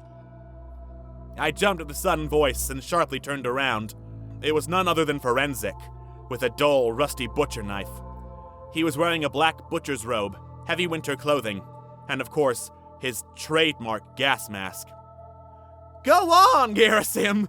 Go on and take a closer look at my trophies. You know you wanna, out of your sick, morbid, but somehow natural curiosity." When he said that, I was both horrified and intrigued. Even though I had a paralyzing fear, I walked up slowly to the body of Kevin Christensen. His body had 3 slice marks on his chest, half the skin on his face was gone, and various nails were rammed into his body in such graphic ways that I can't mention it. His jaw was positioned to make it look like he was laughing at something. I had to stop Forensic from killing any more people in this horrible way. There was a half-broken mirror next to Kevin's body. I picked it up with my shaking hand and saw Forensic sitting down a chair, preparing to sharpen the rusty knife with a large grinding wheel. "So," Forensic cheerfully said, "you found me at last. Congratulations, Garrison. You deserve an award. Do you want to know what it is? "What the hell did you do with them?" I yelled. Even though it wasn't what Forensic was expecting, it seemed like the only thing I could say to him. "Well, since you asked, Forensic will tell you what he did," Forensic said as he got up to stretch his arms. "But first, I'll tell you the reward. It's a knife to the throat," he laughed, which turned from a somewhat girly giggle to a psychopathic laugh. After catching his breath, he said, "To put a long story short, they were people who had annoyed me to a certain extent. First off, Kevin Christensen deserved his natural fate because he kept calling me slow and retarded. I personally got offended by that. So, when you were still watching those 10 episodes, I managed to find and kill him. I watched you enter the house with that photo of Happy Appy in the bushes." After that, he sat down again and kept sharpening that knife. I could barely say, "What about Tristan and Miranda?" Don't mention Tristan, He was a foolish little kid who was the voice of Happy Appy. I don't know why they got a teenager to voice Happy Appy, even though I should have done it. It feels natural, wouldn't you say? Also, he was much ruder than Christensen, but not as bad as Miranda. So who told you about Tristan's death? Was it Jim Forrester? Is it? I was shocked, but I slowly nodded my head. Forensic put the now sharpened knife to one side and began to sharpen another dull knife. Suddenly, he talked in a rather deadpan voice. "I know he'd tell you about his death. I mean, you do report the deaths of the employees of Happy Appy, right?" I slowly nodded my head again. He sighed and said, "Well, I guess that's okay with me. Tell the world that the employees of a once famous Nickelodeon show are dying." Forensic slouched over and sighed again. He perked up and said worriedly, "Oh, I got distracted. Finally, there's Miranda. Well, you see, Happy Appy didn't kill her with his van in Mean Miranda. She got killed off for a while since she was very rude and kept insulting me, prompting me to hit her every time she made fun of me. And quite frankly, she deserved it in the end." The sudden tone shift made me jump a little. It didn't help that he laughed like an absolute maniac. "I got distracted again. After the episode, Happy Appy and I killed her as a natural, beautiful team. Now that I've told you their fates, go ahead, get closer to the bodies. Closer. Closer!" The tone of Forensic's voice at the last "closer" made me jump a bit. Hearing him, a very deadpan serial killer, scream at me like that was shocking. The problem was that I was still paralyzed, so I couldn't move that great. "Come on, Garrison, stop fucking around! You don't want to end up like they did, right? Just go and get closer to the bodies! Now, goddammit!" And again I jumped. This time, Forensic jumped out of the chair and started forcibly pushing me towards Tristan's body. I heard him begin to growl in fury. Tristan was as disfigured as Kevin was. He had the same slice marks, but in the abdomen area. His facial skin was also gone, but was sloppier than Kevin's mutilation. He was also laughing, but it was more forced, like Forensic dug his hands in his jaw and forced it open. I had one more thing to say to Forensic before I planned to kill him. About that sound file you left on my computer. The one that sounded like it was in a factory. What was that? Oh, it was me killing Tristan. Don't ask why, but I love to record people's death cries as I kill them. It's so natural to me, if you will. He muttered something that I could barely hear, but it was basically along the lines of, "Damn, I need to stop saying natural." He replied with, "Now that you've seen Kevin and Tristan's bodies, how about you see Miranda's? It's the best in my opinion, since she deserved her fate the most!" And again I jumped. I moved to her body, just so that I wouldn't be screamed at by Forensic again, and possibly piss him off so much that he would murder me. Unlike the others, Miranda was barely recognizable. Pieces of her flesh and organs had bite marks in them, and her limbs were dismembered. Again, she was laughing, but this time I couldn't tell at first. I still had the broken mirror, and noticed Forensic was slowly holding up the second knife he sharpened in his left hand, to backstab me. Forensic said, "Well, now that you've got all of your questions answered, it's time for you to go." "No!" I screamed, before taking out the axe and striking his left arm. He laughed in half agony, half enjoyment while I chopped it off. After chopping off his arm, I ran out of the house, leaving the axe with him. Outside, I found a can of gasoline. I dumped the gasoline all over the house. When I was finished, Forensic woke up. Realizing what I was doing, he grabbed the axe I had and a bag full of weapons and ran off into the woods. I got a match and burned the cabin down. For a moment, it felt very satisfying to destroy Forensic's hideout, in the same way he destroyed my former house. September 13th, 2011. The local policemen are, for the most part, assholes. Even though I work for them, when I tried to tell the officers about Forensic, most of them dismissed the story, saying it never happened. One of the officers, Robert Newport, did believe my story, albeit reluctantly. At least somebody at work believes me. However, due to some money issues, I'm going to take a month-long break from Happy Appy. I expect to return sometime in October. See you later. October 19th, 2011. Hey guys, I'm back. I should let you all know that any rumors regarding my break are all false.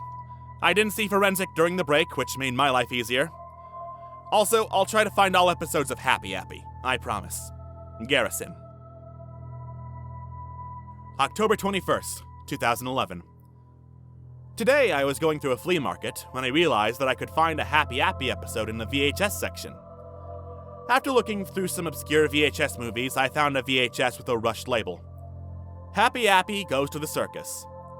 Since I buy almost anything Happy Appy related, I bought the tape. After driving home, I got my VHS player and put the tape in, which had some pretty bad deterioration since the episode was recorded. Some parts of the episode taped over with an episode of Blue's Clues, and what wasn't taped over had very low quality audio and video. The title is the plot in a nutshell. Happy Appy goes to a traveling circus and helps kids who get hurt. The episode starts out with Happy Appy buying a ticket to see the Banana Brothers traveling circus. After buying popcorn and a drink, he gets into a seat and the show begins. Unfortunately, half of the scene was replaced with either the Blue's Clues episode or static, and the show scene was pretty bad anyway. I mean, the show is already low budget as is, but the show scene was by far the laziest thing on the show's run. The bulky strings were visible during stunts, the models were very rushed, the camera was unfocused, and someone's head was visible in a scene. After the 3-minute-long scene, it goes to the intermission. Happy Appy throws his trash away when he hears a kid crying. He walks to where he thought the cry came from, and discovers a kid who hit his head on the bleachers. Happy heals him using bandages and an ice pack, and the kid thanks him. Then Happy Appy realizes that the trapeze act, the Flying Apples, has a missing member. Happy sees this as an opportunity to make him more popular with everyone, especially children. He gets dressed as Aaron Apple, the other four were Abraham, Adam, Andrew, and Auburn, and talks to the rest of the act about how late he was. The second half of the show begins, and the first act was, unsurprisingly, the Flying Apples. Unlike the rest of the circus scenes, the trapeze act was actually decently made. It was like the entire budget of the episode was spent on making the Flying Apples part look good. After that, more of those god-awful circus scenes played. Although the clown scene was somewhat funny. And the circus show ends, and they tell the Flying Apples how well they had done in the trapeze act. After that, Happy is seen walking out when he sees a kid get bullied by a bandaged girl. Happy gets closer, and guess who is bullying the kid? Miranda. Miranda tells Happy Appy that she has a knife on her. The video cuts out, yet the audio keeps playing. This was probably a good thing for me, since Miranda began to scream while Happy began to chop her up with a knife, laughing. October 23rd, 2011. Today I am going to try to answer a massive question about Happy Appy. Why does Happy Appy murder kids? Well, I might have an answer to the question for once. You see, after I went to the employee's house where Forensic was at, I had two ideas. Did Forensic kill the employee? Or is Forensic the employee? I think the most likely answer is the latter. Another question arises. Who exactly is Forensic? Well, I can say a few things about this question. It's not Kevin Christensen, Tristan Ye, or possibly Jim Forrester. Also, I can't really confirm Forensic's identity. You might be saying that the decapitated arm has Forensic's blood in it and his fingerprints. Well, it's not that. You see, I didn't keep the arm. I made the foolish mistake of leaving it at the summer camp. Even if I did keep it, Forensic keeps coming back, meaning that there could be a lot of people posing as him. So what did the last paragraph have to do with the question? Well, Forensic might have edited the episodes to show those horrifying scenes. It makes sense if Forensic was an employee, since he would have access to the props and the tapes. Because of this, more questions arise. 1. Why did Forensic go crazy? 2. Why are there not a lot of survivors of Happy Appy? 3. How did the studio burn down? Did Forensic do it? Here are my guesses to the answers to the questions, and they will change if I get more evidence. 1.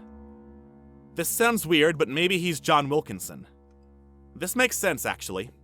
John Wilkinson had schizophrenia, and, as you probably all know, killed children at his summer camp. The only problem is that he was chubby, while Forensic is very skinny. However, things can change.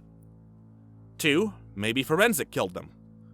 This seems plausible because I can say that 4 people related to Happy Appy died, other than the countless amounts of children. 3. I think Forensic might have burned the studio down, for reasons I don't know about. October 24th, 2011. Today, Jim Forrester, who is surprisingly still alive, told me the names of more people who helped work on Happy Appy, which puts me a bit closer to whom Forensic could be. First, there's Tristan Drews, the man who created the last designs of the Happy Appy puppet. After hearing about the string of deaths associated with people who worked on Happy Appy, Tristan went into hiding. He's still alive, but goes under a different identity. Secondly, there's John Trusty, the man who created the music for Happy Appy. He was a musician who specialized in keyboards, synthesizers, and song production. After releasing his debut album, Hidalgo, which to this day is hard to find, he was called to work on Happy Appy's title theme. Although some parts of the story of the creation of the theme are missing, John basically got 5 kindergarten students and had the kids sing the Happy Appy lyrics. After that, he made the backing synthesizer track, combined the two, and previewed the result to Nickelodeon. Nickelodeon approved the theme song, and John kept his job, due to Hidalgo being a failure to sell. He's also still alive. Finally, there's John Wilkinson. Yes, I'm not lying. John Wilkinson actually worked on Happy Appy. He wrote 3 of the episodes for the TV series. I swear, I really think Forensic isn't John Wilkinson, but because he's schizophrenic, killed people, and Happy Appy does not help. October 25th, 2011. Today, I was sent in the mail a DVD called Happy Appy's Bonus Features. However, when I tried to play the disc, it didn't work at all. The entire video was static, and the audio consisted of 5 swooshes and a weird voice. I tried to decode the weird noise, and after half an hour of playing with various audio tools, the weird noise turned out to be a kid talking to the listener. Don't trust Happy Appy. He has friends that will murder you. Never come with him into his van. October 26th, 2011. Somebody sent me a video of the first part of the true Happy Appy movie. Apparently, the movie I owned was either fake or a really long episode. The movie started up with a different opening. The song playing was the opening song of 2001: Space Odyssey. The logo said, Noggin presents the Happy Appy movie. The first scene of the movie had Happy in his long coat, putting a bandage on a cut that was on a girl's arm. "Today I'm scared, Lily," said Happy. Lily asked why, but Happy just said, "He is coming, and no one can stop him." I wondered who exactly the person Happy mentioned was. Was it forensic? 7 other kids came running over, and in the background, policemen were running over to the playground where Happy and the kids were. For a couple of minutes, multiple policemen were yelling at Happy. Finally, the sheriff came out of a car and said, "Stop it in the name of the law! I know you've murdered Miranda, Tuck, and Gina." Happy grabs another needle with green fluids from his long coat and stabs the sheriff in the eye with it, while laughing like a maniac. In response, the cops took out their sidearms and shot Happy to death. His bullet-riddled body fell to the ground, while kids began to walk over and cry over him. The police left, knowing that they finally dealt with Happy. And the episode just got outright bizarre. Happy was suddenly revived and stood up. The kids ran away screaming. Happy took out another knife and started to chase Lily in a POV shot. After 30 seconds, Happy grabbed her and broke her neck. The snap that resulted was enough for me to stop the video for a while. I resumed, and the camera cut to the rest of the kids running away from Happy Appy. Happy got in his van and drove after a little boy. As soon as I saw the boy, I recognized him as Danny from the Camp Ah intro. Given his significance there, could Danny be the one who Happy was talking about earlier? Anyway, one of the girls yelled, "Danny, no!" Danny picked up a lit cigarette that fell from the sheriff's mouth, gets into the van, and burns Happy's face, leaving a black burn on his left cheek. Happy screams and Danny runs off. It cuts to Happy chasing Danny in his van. Danny opens the door again, climbs into the passenger seat, and tries to distract Happy. Eventually, Happy crashes the van into a tree, and Danny gets thrown out of the van.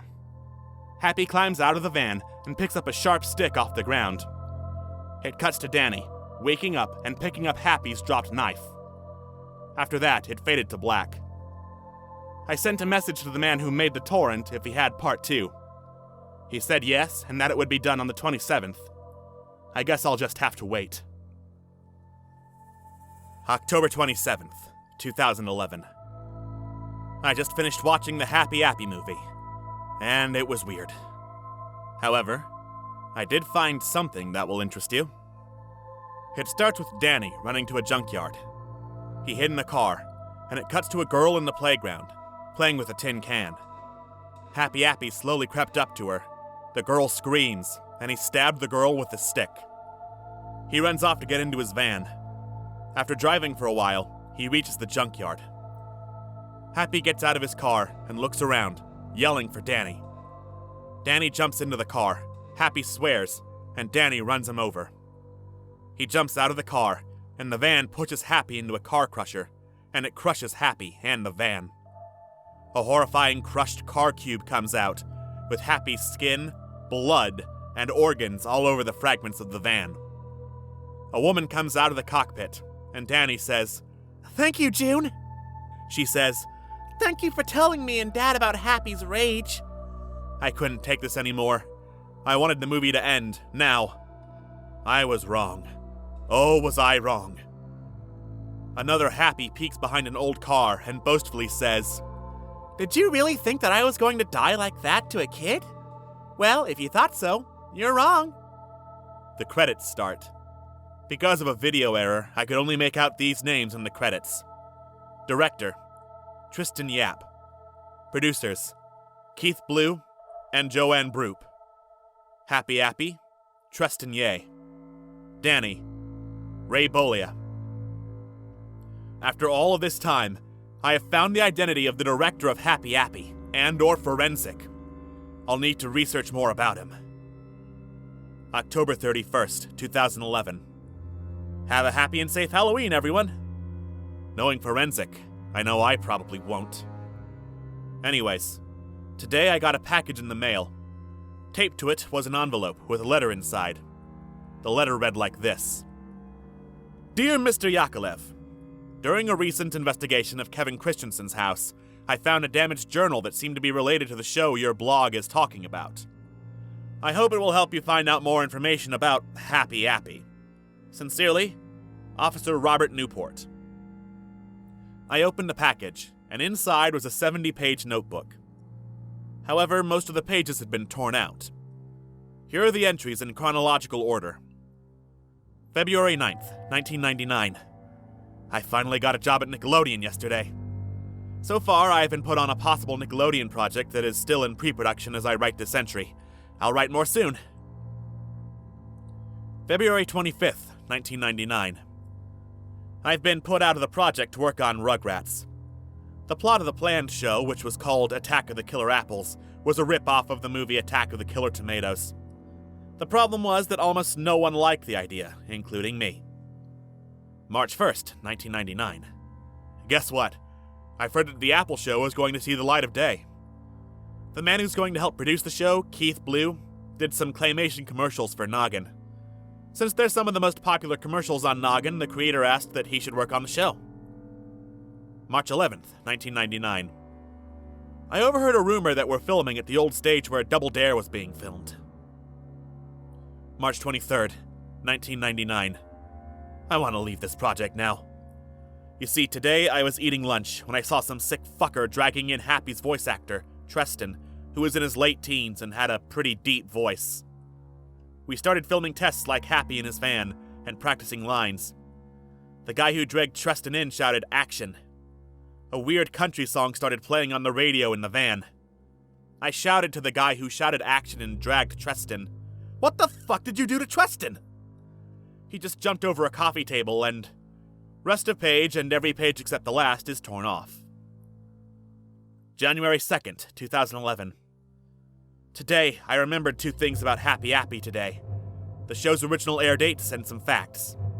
The air dates were Nick Jr. and Noggin, April 26, 1999 through June 3rd, 1999.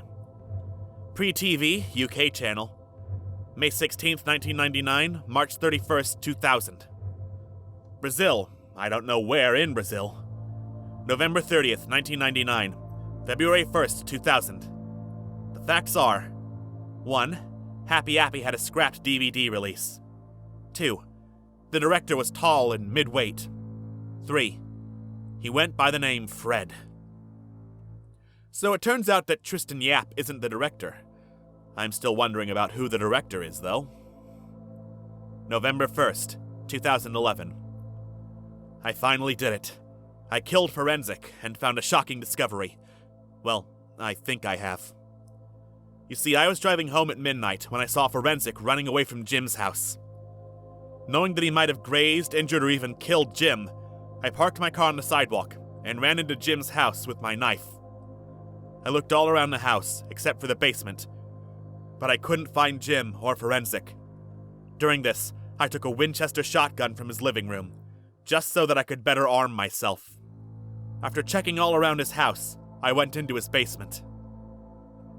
I saw what looked like Jim's bleeding body sitting on the floor of the basement. I ran to him, thinking that he was dead. However, he wasn't, and said, "Oh, Jesus, Garrison, don't scare me like that." I said, "Sorry, Jim.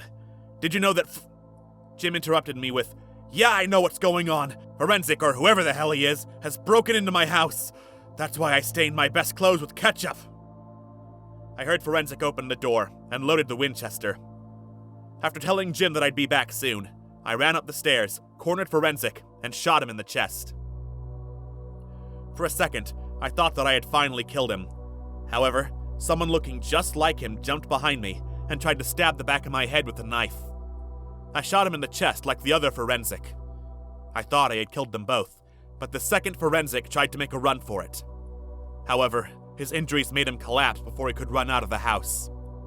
I went into the cellar and called the police, before I noticed that the first Forensic was missing. When I went back to the cellar to see Jim again, I found a USB drive lying on a bookshelf, and I took it. When I told Jim about the USB drive and where it came from, he said, "That's odd. I certainly don't remember owning a USB drive like that. I seriously wonder what's in it." After a long wait, the police arrived. Thankfully, Newport believed me when I told him about what happened. I'm just going to say this, but I'm honestly starting to feel like he believes me. I got home and put the USB drive in my computer. It had only one file called Instructions. which was just a minute-long video of one of the forensics saying, "In your pillow will be," over and over. In your pillow will be what? I opened my pillow, and inside, I found a random switchblade, my wallet, which was missing a $20 bill I had put in there, and a DVD saying Happy Appy Complete Series, with a label saying Season 1 was on it, as well as Season 2. At first, all I could say was, "What the hell is this?" I could understand Season 1 clear as day, but who made Season 2? Could someone have made more episodes that toned down the violence? Or did someone make even darker episodes? Better yet, who made these? Jim? Kevin? Or maybe it's Forensic. It has to be Forensic. But now I don't even know. I'm only watching the episodes just because they're Happy Appy. Second post. Today I talked to Jim about the DVD. His response was, "Well, that's very odd. I mean, who in their right mind would make 2 more seasons to that show?" He added that he wanted to see the new season as well. So tomorrow we're going to go through and see the missing episodes of Season 1, as well as Season 2. Also, another interview was uploaded by the same man. This time it was an interview with Treston Ye. Treston Ye? That's me. How old were you when Fright House Screamers was around? 15. What happened when you did Happy's voice on the first day? When I recorded my lines on the first 2 minisodes called Happy's Vacation and Hurt Happy, I did notice some odd things with the script for those episodes. In Hurt Happy, he ate an apple, which was weird considering he was, well, an apple. What was the worst thing that happened to you when you were on the show? I don't like to discuss with people about it, but here it goes. I was once dragged into the studios by a tall man holding a rope which was tied around my feet. After an argument, we filmed the episodes. That's just horrifying to say the least. Do you know who dragged you in? I actually don't remember. The only thing I know about the man was that he was taller than most of us. November 2nd, 2011. This will be the first of 3 posts detailing Jim and I watching the contents of the DVD. Even though we are watching the disc, I still can't get over the fact that there's another season of Happy Appy. I really can't.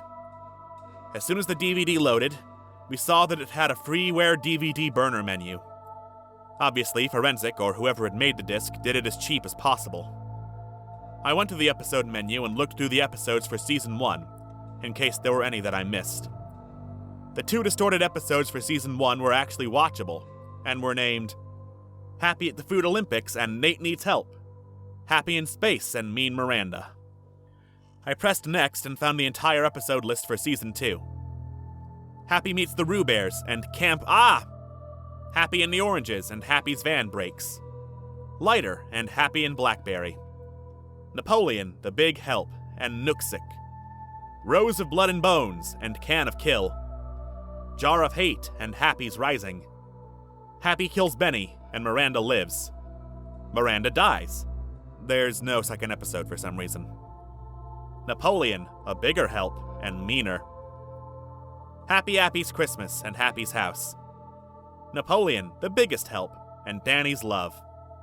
Happy Fest, Happy Rots in Hell. Epilogue. Judging from the names, we could only guess that Forensic made these. But who is he? I played Happy at the Food Olympics, since that was one of the 2 episodes of Season 1 that I didn't watch. It began with Happy Appy saying, "Hey kids, the Food Olympics begin today," and watches TV. It zooms to the television set, and shows a recreation of the Olympic torch relay, but with fruit. After the torch holder, an apple, lights the Olympic flame, the games begin.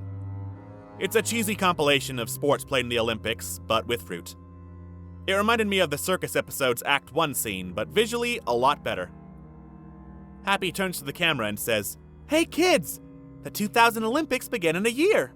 You should go see it." And the episode ends. When it ended, Jim told me that he actually remembered helping film the episode, and even did a few of the puppets with Kevin Christensen and Tristan Drews. Happy in Space was next, and it was horrific.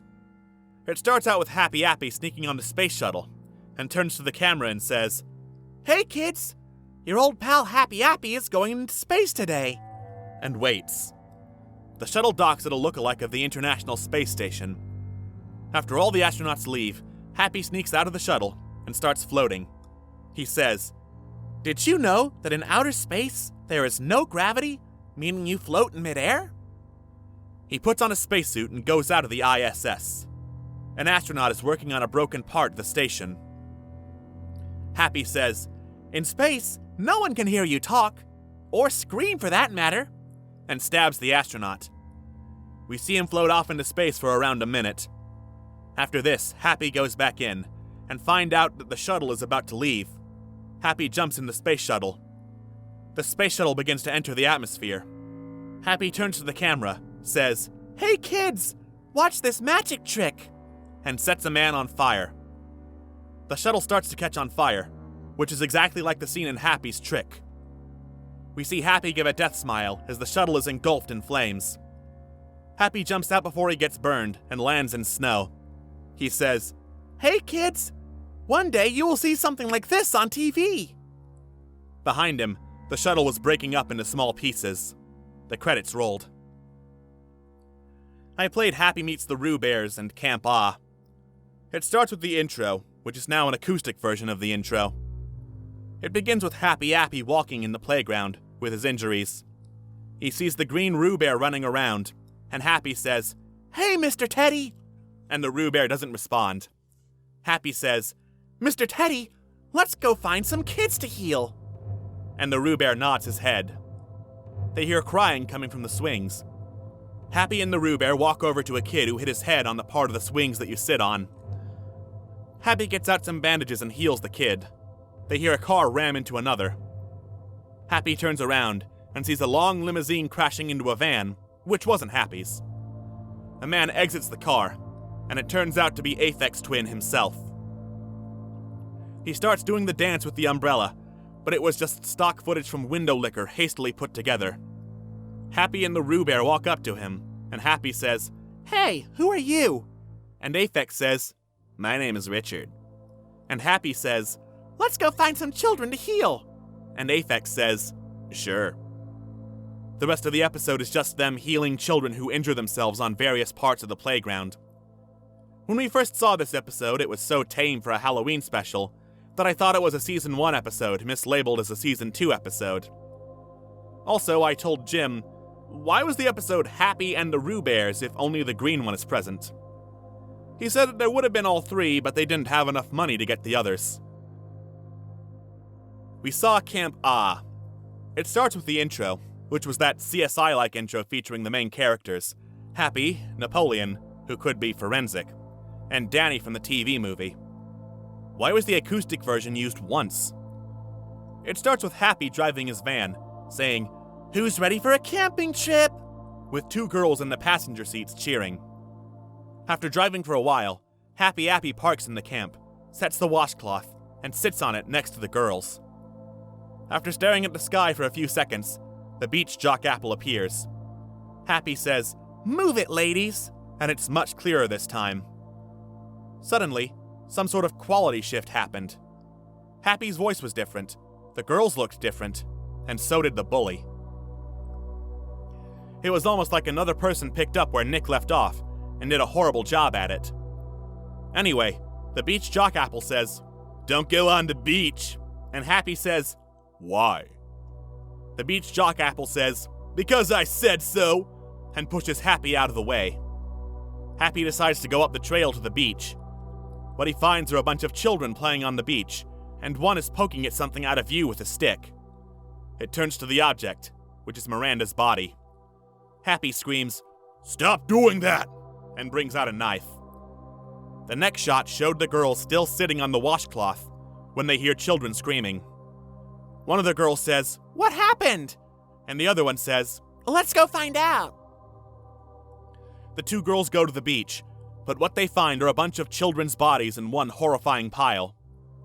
On the top of the pile was a blood-stained Happy Appy with a knife. He turns around with a death smile and says, "Hey girls, I have a present for you. Come over here." And they both walk over. And it cuts to the same place with the washcloth, now with both girls screaming.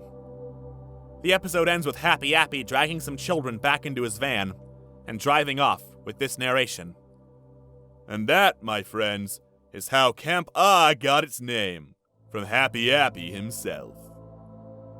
Interestingly, there was whispering during the credits of the episode. They were very brief. December 14th.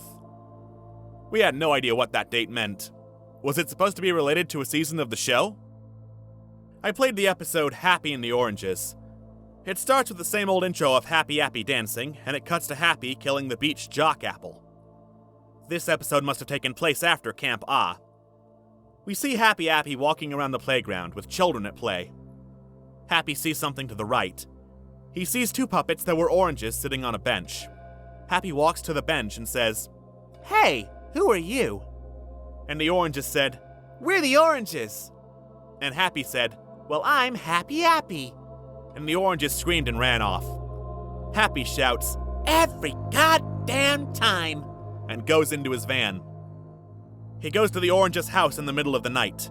The first orange is watching TV, while the second orange is reading a book. The second orange says, "Hey, Oscar." He replies with, "What, Octavius?" And Octavius Orange asks, "Did you know that no words rhyme with orange?" Oscar Orange says, "Oh, really?" Octavius Orange finishes with, "Yeah, you know what? I'm gonna go to bed. Running from Happy sure tired me out." And Oscar Orange nods and continues to watch TV. Happy Appy jumps into the roof of their house with an orange peeler in his right hand. He whispers, "Hey kids, let's go skin some oranges." And Happy climbs down the ladder to where Octavius Orange is and peels his skin. After that, he puts Octavius Orange in a vise and starts turning the crank, making Octavius get squeezed. After this, Oscar Orange knocks on the door, and Happy jumps into the ceiling. When Oscar Orange opens the door and turns on the light, he sees Octavius Orange's body and screams. Happy Appy comes down from the ceiling and peels and vices him in the same way as Oscar Orange, and the episode ends. Lighter's premise was about Happy finding a Zippo lighter lying around on the playground. It starts with the regular old intro, but with the acoustic version. Why the acoustic version this time? It cuts to Happy walking on the playground. I have a question. If Happy kills a lot of children, why don't the children notice him instantly? Or the parents? Happy stops and picks up a lighter. He says, "Hey kids, look what Happy found." It cuts to Happy turning on the lighter. He says, "Today, we're going to learn about fire." We know what was most likely going to happen. Happy burns down houses and sets children on fire. Happy Appy walks over to a living worm. He exclaims, "Fire can badly hurt people, and in some cases kill them. Like this worm!" He set the worm on fire, and you can see its body turn into ashes. Happy said, "Magnifying glasses can also set small insects on fire," before walking over to a kid. The kid didn't recognize him, and Happy turned on the lighter and set the kid on fire. The kid tried to stop, drop, and roll, but it was too late. Happy said, "Let's go find a house to burn." And Happy walks over to a house on a boardwalk and burns it down. The fire spreads, and the entire boardwalk catches on fire. The rest of the episode after that was Happy watching the place burn to the ground. At the end, he says in his cheerful voice, "That was fun. You know, you should do just that to make me proud." Jim said in a smug tone, "Sure, let's totally follow an apple's words and burn shit down."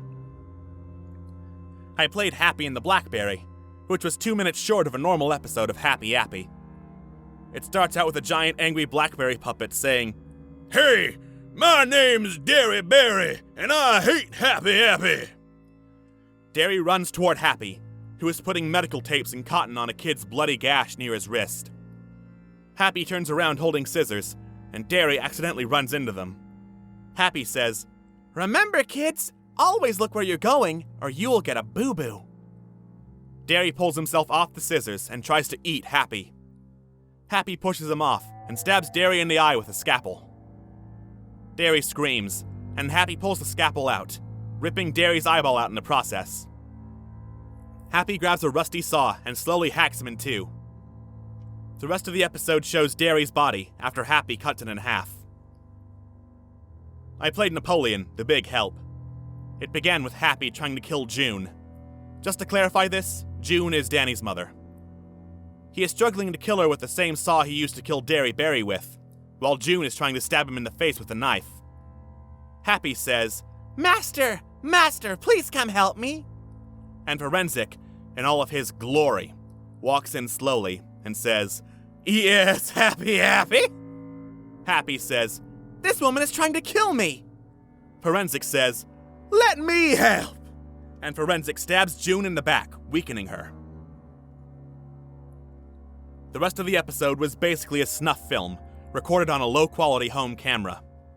What Forensic did on camera to June was absolutely horrifying, so I'll be quick on what Forensic did to her.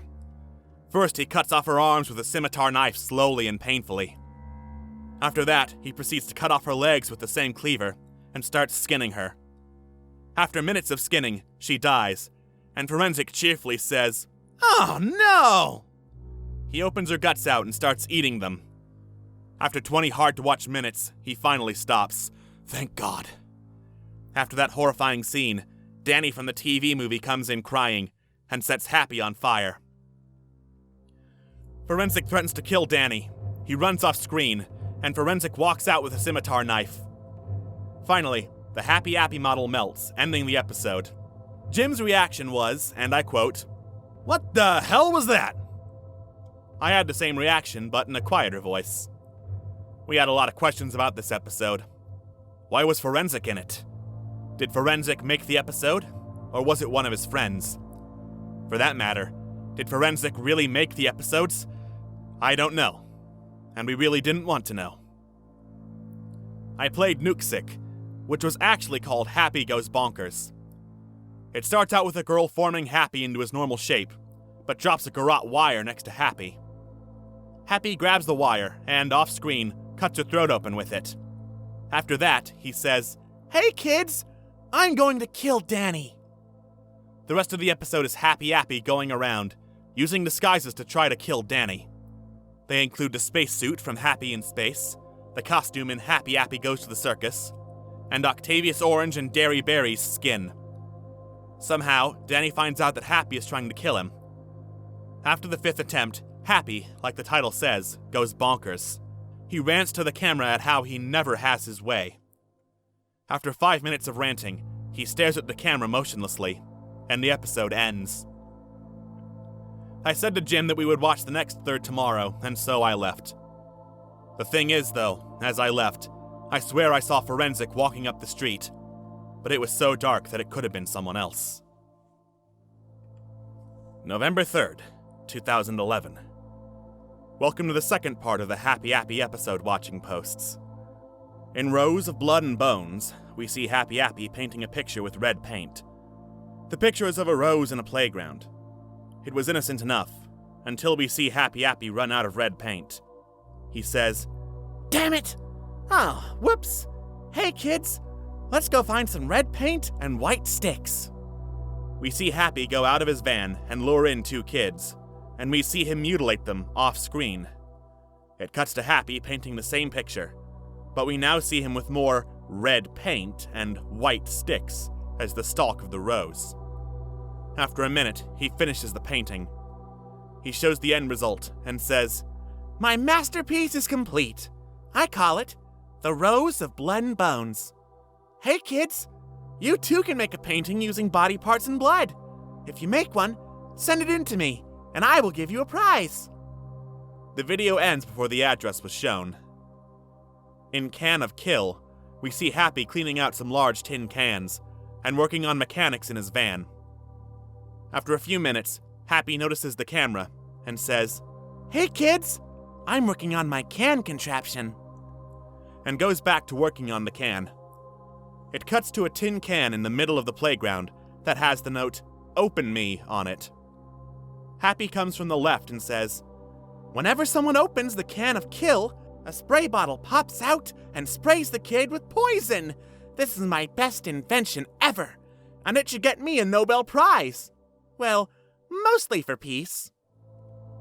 While he is talking his mouth off, we see a kid named Quincy open the can, gets hit with some sort of poisonous gas, and gets knocked out. Happy notices Quincy's body and says, Hey, it works! You too can make a can of kill.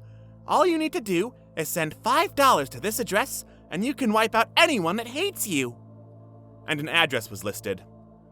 Before the credits played, Happy drags Quincy's body into the van. I played Jar of Hate.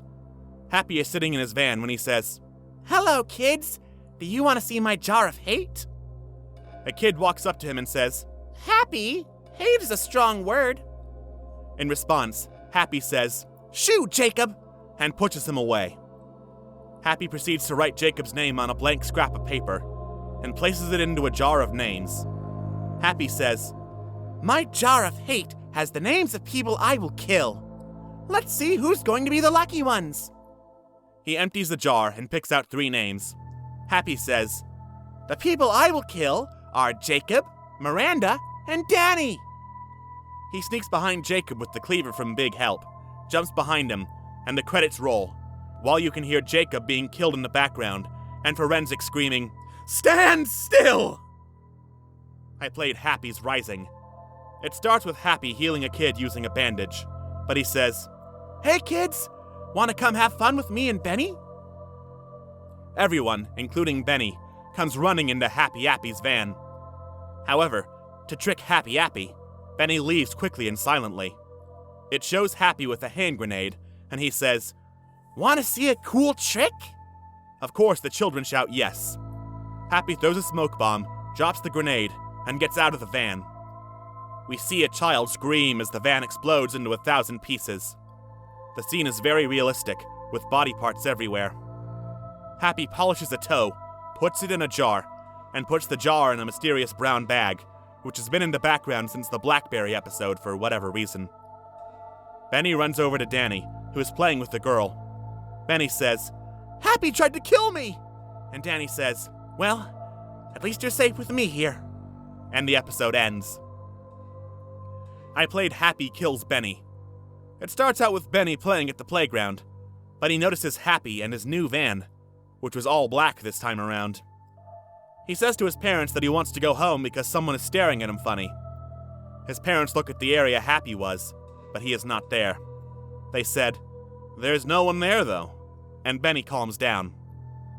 Benny sees Happy again, and Benny runs towards his parents. He says that Happy is stalking him, and the parents see Happy, but he's helping a kid. The parents say that Happy's just helping a kid.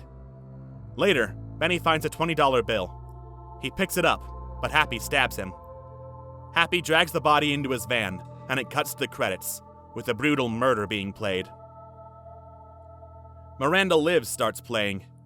It starts out with a piano version of the song sung by 3 of the 5 original kindergartners. They were presumably in 1st or 2nd grade when the episode premiered. The intro showed clips from Happy and the Oranges, Happy Kills Benny, Camp Ah, and 2 other episodes I hadn't seen yet. It began with Miranda's body on the beach.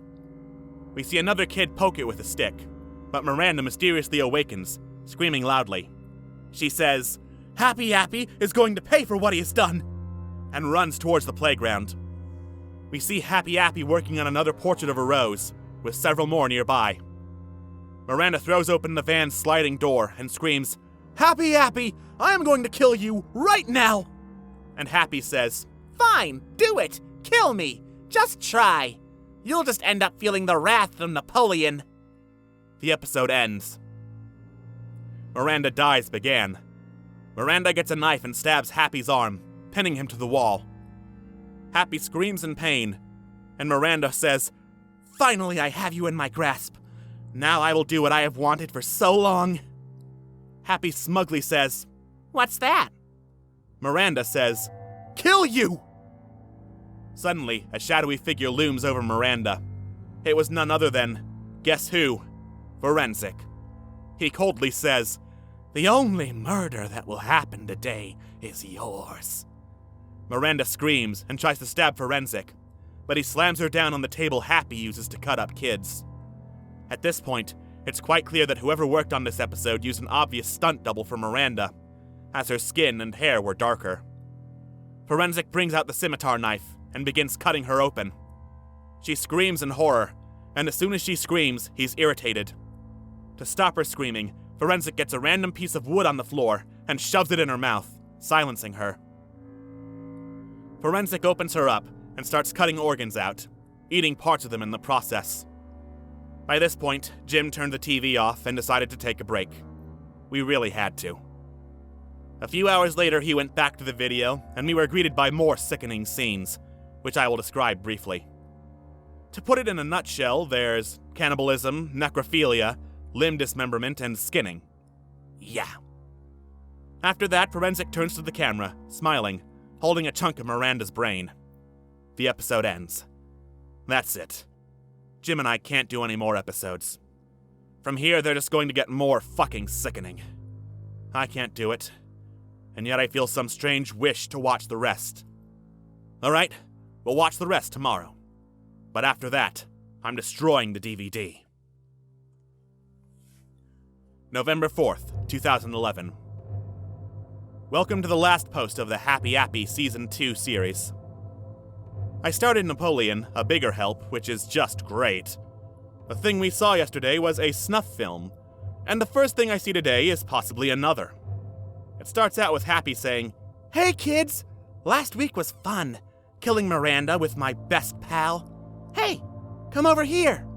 And Forensic walks into view, saying, "Yes, Happy?" Happy says, "You know, we've killed women, but we haven't done any children yet." Forensic gasps like a girl and says, "Oh, you're right, Happy. Let's kill someone." Oh God, I can't take it anymore. They find a child skipping some pebbles at a lake. Happy's van comes into view, and the kid flings a pebble at it, leaving a mark on the driver's side window. Happy gets mad at the kid, so he shoves him in a burlap sack and goes into his van. Inside, Forensic murders the kid, while Happy sits in view. What happened was absolutely horrifying that I can't say what happened in detail. I'll just say that by the end, the kid only had half of his skin, his skeleton, and chunks of organs left. And like the Miranda scene, you know why I didn't post what happened. And before you say that I should know Forensic's identity by now, I should mention that during his snuff films, he wears a ski mask instead of his gas mask. In fact, it's the same ski mask Napoleon wears in the CSI-style Happy Appy intro. Meaner played. It picks up right after Happy goes bonkers, where Happy is in his van, polishing his cleaver, and cleaning the body parts of children. The corpse of the girl he sliced with a garrote wakes up, and both the girl and Happy scream. Happy injects the girl with some of the green fluids he used on the kid in Happy the Doctor, and proceeds to mutilate her off-screen. After Happy is done, he is heard chopping the girl's head off with the cleaver. Happy leaves his van with a knife and says, "That was fun. Hey, killing is a fun thing to do. You can do it at home if your mommy and daddy allow you to. If they don't, which will probably happen, do it anyways, because I, Happy Appy, say so." And the credits roll. In Happy Appy's Christmas, we see Happy Appy drive to the playground in his van, which is decked out in Christmas lights and decorations. After a minute of waiting, Happy, dressed in a Santa outfit, leaves the van through the side door and shouts, "Merry Christmas, children!" His voice grabs the attention of nearly every kid on the playground, and they rush over to him asking for presents. Happy panics for a moment, and then slowly gives every child a small present. One of the kids opens his present, and it is a juice box. Eventually, every present gets opened, and they all turn out to be juice boxes. We see the children drink them, except for Danny, who is hiding behind the monkey bars. All of a sudden, we see all of the children collapse. When I first saw this, I thought he had done a Jim Jones and put poison in the juice boxes. Happy says, "Looks like my knockout drink worked," and drags the kid into his van from Danny's point of view. We see Happy Appy drive off, and Danny runs after him. Eventually, Happy shouts, "Merry Christmas!" causing Danny to stomp on the ground and scream, "I hate you, Happy!"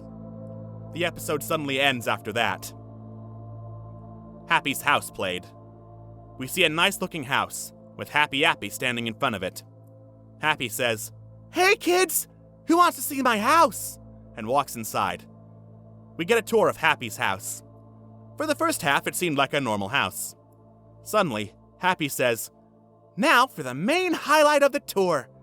Are you ready to see my basement?" He goes outside and opens the cellar door. We see a dark room. Happy flicks on the light switch, and we see the basement, full of body parts. On the walls were dry splatters of blood and skin stretched to look like bear rugs. On the various tables were jars of body parts. There was this one table covered in a cloth with a humanoid figure under it. Happy says, "Hey kids, do you like my workshop?" and goes to the table. He says, "Well kids, here's my magnum opus under this cloth." He unravels the cloth, and what's under it is a statue of a human, made of human parts. It's unfinished, to say the least. Happy has yet to add the organs and the rest of the skin. Happy says, "Hey kids, you should make a statue like mine." and the credits roll. Jim mocked Happy's ideas, as he did when we watched Lighter. Napoleon, the biggest help, played. Great, another snuff film, I thought. And seeing the list of episodes, hopefully the last. In this episode, Happy is seen putting organs into a statue. He puts a stomach, heart, and ribs in, but finds out he has no intestines. Happy screams for Forensic. Forensic comes over, and Happy says, "Napoleon, could you please find me some intestines, preferably adult ones?" Forensic nods and goes out. We see Forensic go into Danny's house, where he and his father are crying over the death of June. Danny notices Forensic and screams. Danny's dad rushes over, and Danny runs away. Forensic slashes the dad's throat and drags him out the door. Forensic says, "You are very lucky I haven't killed you yet, Danny," and takes Danny's dad to Happy's house. Forensic cuts open Danny's dad's stomach and mutilates him to no end. Happy cheers Forensic on, while Forensic throws Happy Appy body parts like a bear throwing chunks of flesh to her cubs. After probably one of the less brutal snuff scenes, when compared to Miranda and the kid, we see Happy cheerfully place the intestines in the statue, and the episode ends. Jim couldn't take this anymore. If we see another snuff film, I am so going to destroy the disc. We played Danny's Love. We see Danny kissing the girl from a few episodes back, and Danny says, "I love you, Jenny." Happy notices Jenny from the bushes. He says, "Hey kids, who wants to see a relationship end?" Jenny goes near the road. She notices that a limo is there, which looks like the one Aphex rode and Happy meets the Rue Bears. Excited for whatever reason, she knocks on the window. A man in shades, who looks a lot like John Wilkinson, rolls down the window. She says, "Hey mister, you have a nice car." He smiles and says, "Thanks." Suddenly, Happy opens the door and grabs Jenny. We see the limo drive away. Danny sees the limo drive away with Jenny. Danny screams and cries for the last 5 minutes of the episode. Finally, Happy Fest and Happy Rots in Hell were up. In Happy Fest, we see Happy discuss plans in the camera. He says, "Hey kids, I have an idea that will change the world. I will make everyone happy," and brings out a knife. I knew what he was going to do. He was going to carve smiles into people's mouths.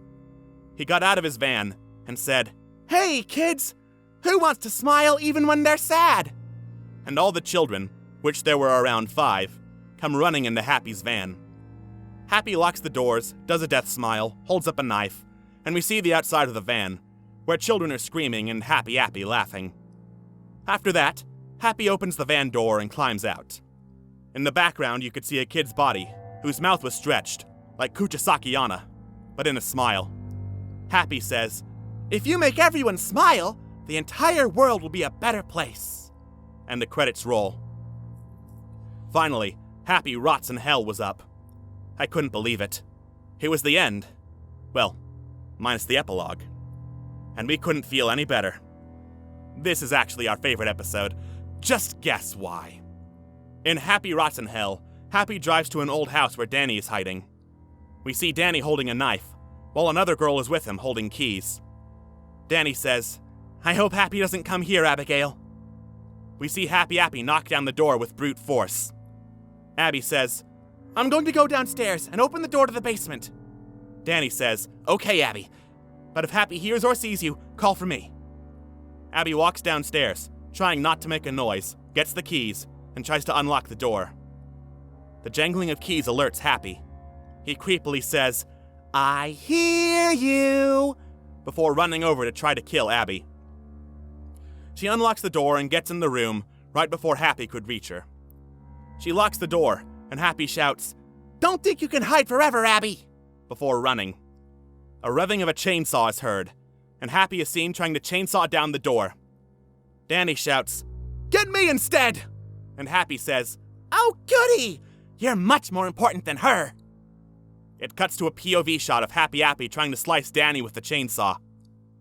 Danny runs into the stairwell room. Abby locks the door again, and the two run down the hall as Happy tries to cut down the door. Abby finds out that there's a door to the basement, so she tries to unlock it when Happy breaks through the door. He runs toward them, but Abigail unlocks and opens the door and slams it in Happy's face. We see the basement, which is a bunch of pipes and a random chest. Danny opens the chest and finds a knife and a revolver with 6 bullets. Danny tells Abby to get out using some stairs to the side. She does, and Happy breaks through the door.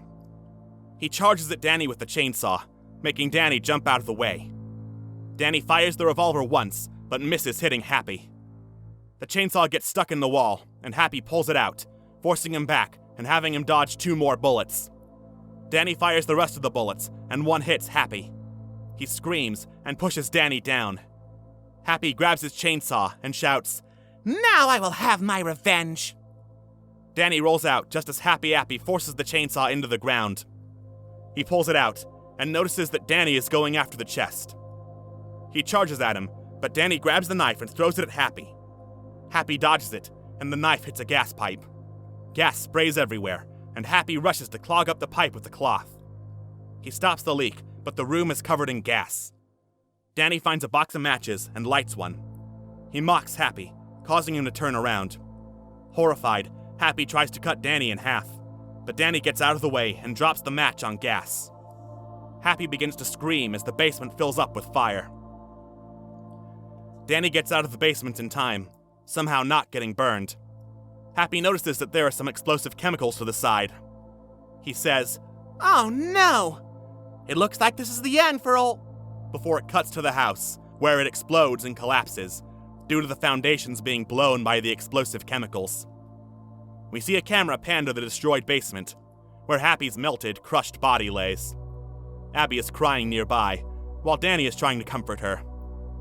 Suddenly, Forensic grabs both of them and coldly says, "You have killed my creation. Now I will do the same to you too." Finally, I played the epilogue. It starts out with someone playing Gloomy Sunday by Rezo Ceres, while it shows clips from all the episodes in its intro, minus the snuff ones, albeit in black and white. It cuts to a man typing on a typewriter on his desk, with the crushed Appy at its side. The paper the man is typing on seems to be about Happy Appy. A subtitle appears that says, "Portrayed by an actor." A narrator talks over the scene. It looks like the evil rampage of Happy Appy has come to a close. Although he had died, his unfortunate impact on the world lives on. The many people who died on that show did it so the sick man who directed the show could see his true vision, a snuff TV show. Where the director is, I have no idea, but I think everybody would like to think that he died in a gruesome way. But the man turns his face to the camera. You'd think he had died. But, although Happy is long dead, the director lives on. And somewhere in the world, he is making private home movies, which continue the horrible story of Happy Appy. But you might be wondering one thing. Why did Happy Appy go so bad? We might never know until the director comes out and reveals why he made Happy kill all those people. We see the director slowly fix Happy's puppet with clay model utensils. Somewhere in the world, the director is slowly rebuilding Happy's clay model, damaged in the series finale of Happy Appy. And if the director rebuilds Happy's clay model, who knows who might be killed next? It could be a celebrity's child. It could be the president's child. It could be any child. We can only say 2 things. The director is alive, and he might be killing someone.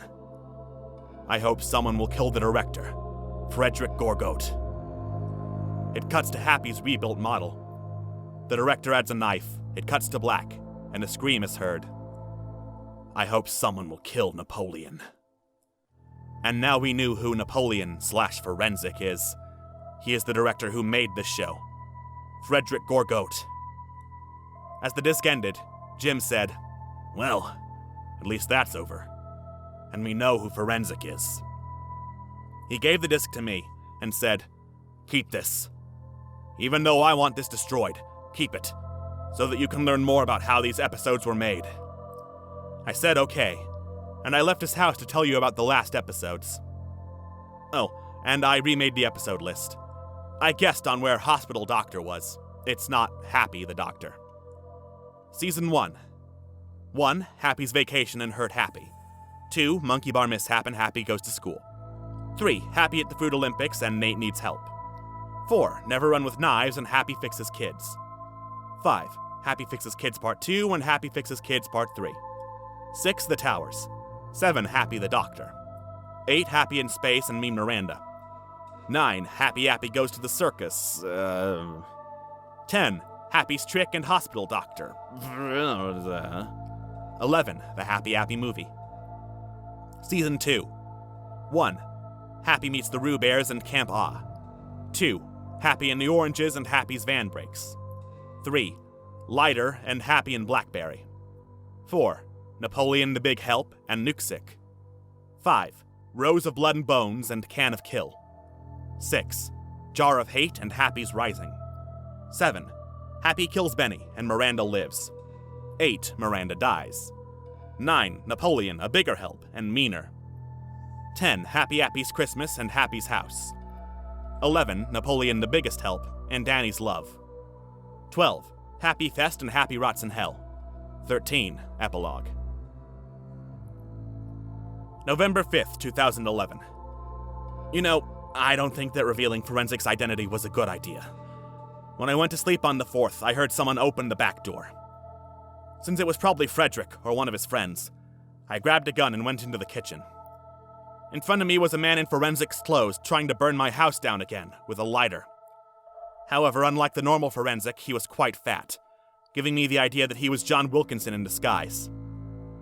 Before he could turn on the lighter, I shot him in the leg. As he stumbled to the ground, screaming in pain, he dropped the non-lit lighter on the ground. He tried to light it up again, but I stepped on his hand with my right foot. With his free hand, he tried to slash my Achilles heel with a knife, but I kicked the knife out of his hand with my left foot. I grabbed the knife and held to his throat. The man proceeded to say, "Do it, you stupid foreigner! End my life, and you'll fear Frederick so much that you'll piss your pants at the thought of him, you sissy!" I chuckled and said, "No, I'll just do this."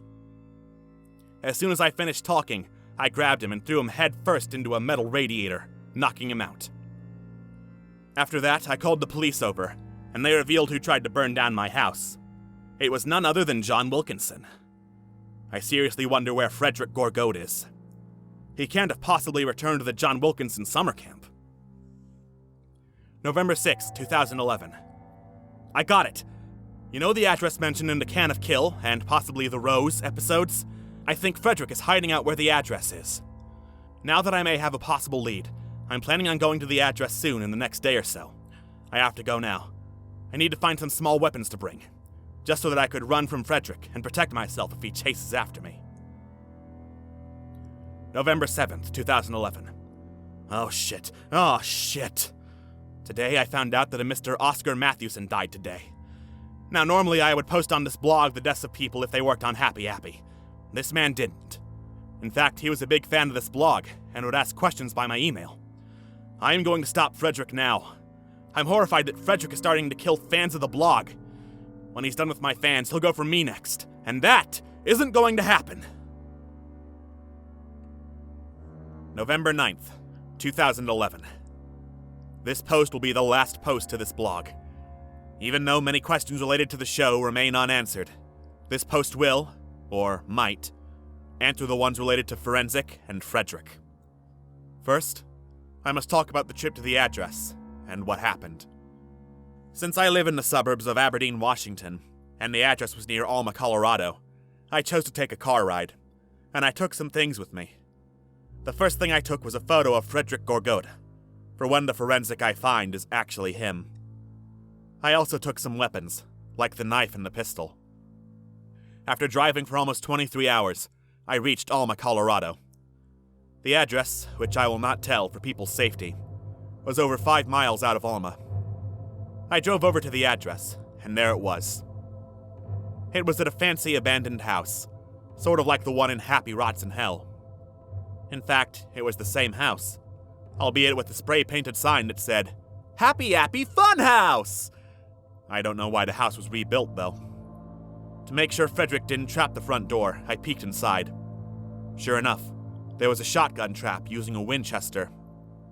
I tried to sneak into the window, but Frederick locked the window, so I had no choice but to break the window. I climbed in, making sure not to cut myself on any glass. After that, I disarmed the Winchester trap and took the shotgun. The house was completely abandoned, and all lights were off, save for the room where the window was. I looked for the light switch, but I was distracted by the fact that parts of the floor were wet. This meant one of two things. A water leakage had happened, or there was blood on the floor. I ran to the light switch and tried to turn the light on. However, it didn't work, so I headed for the circuit breaker. Sure enough, the circuit breaker only had one switch that was on. I turned on every switch, which made nearly every light in the house turn on. I went back to the staircase room and turned the light back on. As I guessed, there was some blood on the carpet and floor of the staircase room. I said, Hey, Forensic! I know you're here, and I turned the power on for every room in this house. Now you can't hide in the shadows. There was no response, which I knew was going to happen. I shouted, Hey! Frederick Gorgote! I know you're Forensic! And no response. Since there was no response, I explored the house a bit more. From the staircase room, the living room was to the right, while the kitchen was on the left. Since I was closer to the right than the left, I explored the living room first. It looked like it had been abandoned since the 1950s. The couch was old, brown, and had various tears in the cushions and seat. The TV was an old analog set that could only display static due to it not having a converter box. And the frame on the wall had a picture of the weird guy from The Towers. On the front wall, there was a door that was left open. I went through it, and I was in the laundry room. It looked like a regular laundry room at first, with washing machines and laundry baskets. However, some pieces of clothing in the laundry baskets were stained with blood, and over the laundry baskets was a framed photograph of Frederick as Napoleon, hanging out with Happy Appy. Other than a door to the right side that leads outside, there was nowhere to go. I went out of the laundry room and went into the kitchen. And I wish I hadn't. The kitchen was just as run down as the living room, but it was probably worse. There were countertops, dishwashers, and an oven which had been rusted up. On them, however, was rotten meat infested with maggots. The stench was unbearable, so I quickly ran out of the kitchen and into the dining room, not noticing anything else other than the rotten meat. As I entered the dining room, I noticed that there was more maggot-infested rotten meat, so I ran into the next room over, which was the hallway, and looked at what the dining room had in it. There were various chairs, all of which were pulled out. Other than that, it looked like a run-down dining room with rotting meat. The hallway was nothing special, to be honest, and led to nowhere. At the end of the hallway, near the laundry room, it looked like someone piled up a bunch of wood to block off entry to the hallway. After dashing through the dining room and kitchen, avoiding the smell and accidentally knocking a chair over, it was time to go upstairs. It was the only place I could go. As I was walking up, though, I had a feeling that someone was watching me. I turned around, but no one was there. I finally went up the stairs and tried to decide where to go, the left hallway or the right. Suddenly, I heard an all-too-familiar voice. "Hey, Garrison! Guess who?" I froze instantly. It was Frederick on the other side of the hallway. I said, "Are you gonna run away from me this time?" And he said, "Now why would I do that? You know I'd never run away." And I responded with, "Listen, Frederick, how do you keep coming back?" I heard no response from Frederick for a while, and Frederick said, "Well, I have some people who work with me. They do my dirty work and try to kill you." And snapped back with, "But anyway, how did you get here?" And I said, There was an address listed in 2 episodes of Season 2, and I went to whatever was there. And Frederick said, it looks like I shouldn't have put that address in. It would have made the authorities' search more fun. For me, that is. I wondered if I could talk Frederick out of killing me. I said, listen, Frederick, why do you kill people? And he cheerfully replied, well, it depends on who I killed. If it was a worker of Happy Appy, it was because I wanted Happy Appy to be more mature, but those damn employees and managers wouldn't let me. Now that they're all dead, I went after your fans, and soon I'll go to you. I was about to say that John Tresty, Jim Forrester, and Tristan Drews were still alive, but I stopped. Probably because Frederick killed them already, except for Forrester. I said, well, you don't have to kill people just because they ruined your show, or should I say, magnum opus. Frederick took out his blood-stained scimitar knife and said, do not make fun of my show. I bet you don't have the balls to make another comment. Well, do it! Sighing, I said, you should have been happy that your show aired and got decent ratings. Look at some of the shows now that only air for a few episodes before being canceled. Frederick put away the knife and said, you're right. I should have been happy about my show. I was relieved to have finally corrected Frederick. But I still love my lifestyle. I love killing people, evading cops, and most of all, stalking you. Oh, the joys! I knew that because Frederick was mentally insane, it would be hard to stop his ways. Frederick, have you ever wanted to be successful? Frederick said, yes, at covering up Happy Appy forever. I don't need your help because I'm doing it just fine. I said, no, I mean having a successful life. He shut up before replying with, well, yeah, who wouldn't want one? I cringed before saying, well, because you've, to put it best, fucked up your chances of having a successful life. Frederick was offended. He pulled the knife out again and said in a louder tone, why the hell would you say that? Sighing again, I said, because 1, you killed a lot of people and cops are looking for you. 2, if you're caught, you're going to jail forever or put on death row. Frederick finally knew that I was trying to tell him that because of his actions, he's never going to have a successful life. He finally broke free of his other personality. He said, oh my God, I can't believe I fucked up my life. I really can't. If only it wasn't for my mental illness. Frederick sat down on the stairs and put his head in his left hand. Listen, Frederick, you don't have a choice. One day you will go to jail and you will die there. Frederick said, go. Just go. I don't care about life anymore. I'd rather kill myself than be put to the electric chair or lethal injection. I said, listen, Frederick, you could probably start a new life by changing your identity and moving to South America. But you'll get arrested one day, so it's a checkmate now. Finally, he said, listen, before I kill myself, I want to show you my true face. I said, sure. And Frederick took off his mask. I saw a skinny, pale face with various scars and hair that was ripped out at random spots. It was none other than Frederick. Frederick said, well, Garrison, it looks like it is time to go. I'm sorry for killing everyone related to Happy Appy. I'm now going to make the survivors' world a lot safer. He got his scimitar knife and jammed it into his throat, effectively killing himself. I felt depressed that I couldn't save Frederick from his mental illness. I checked his body for anything related to him. In his jacket, I found some interesting things. I found a couple of knives with dried blood on them, and a folded sheet of paper. Reading it, I found out that 9 people had worked for Frederick. After taking the paper and his gas mask, I left the house and went to my car to go back home, but leaving my shotgun, katana, and knife behind. Well, this is it. I can't believe I have to stop posting on the blog, but I must stop posting on Happy Appy because I pretty much did everything related to the show. I watched seasons 1 and 2, killed the show's insane director, and even went to the studios where it was filmed. However, that does not mean the search for answers is over. If you look hard enough, you can find the answers to the unexplained questions that relate to Happy Appy. Now, you might be wondering 2 things. What will I do, and what will I regret when I quit posting on Happy Appy? Well, I will actually open another blog, which will be a short-lived one that talks about Fright House Screamers. Remember that? Now, what will I regret when I quit posting on this blog? Absolutely nothing. I just want to never see this damn show again.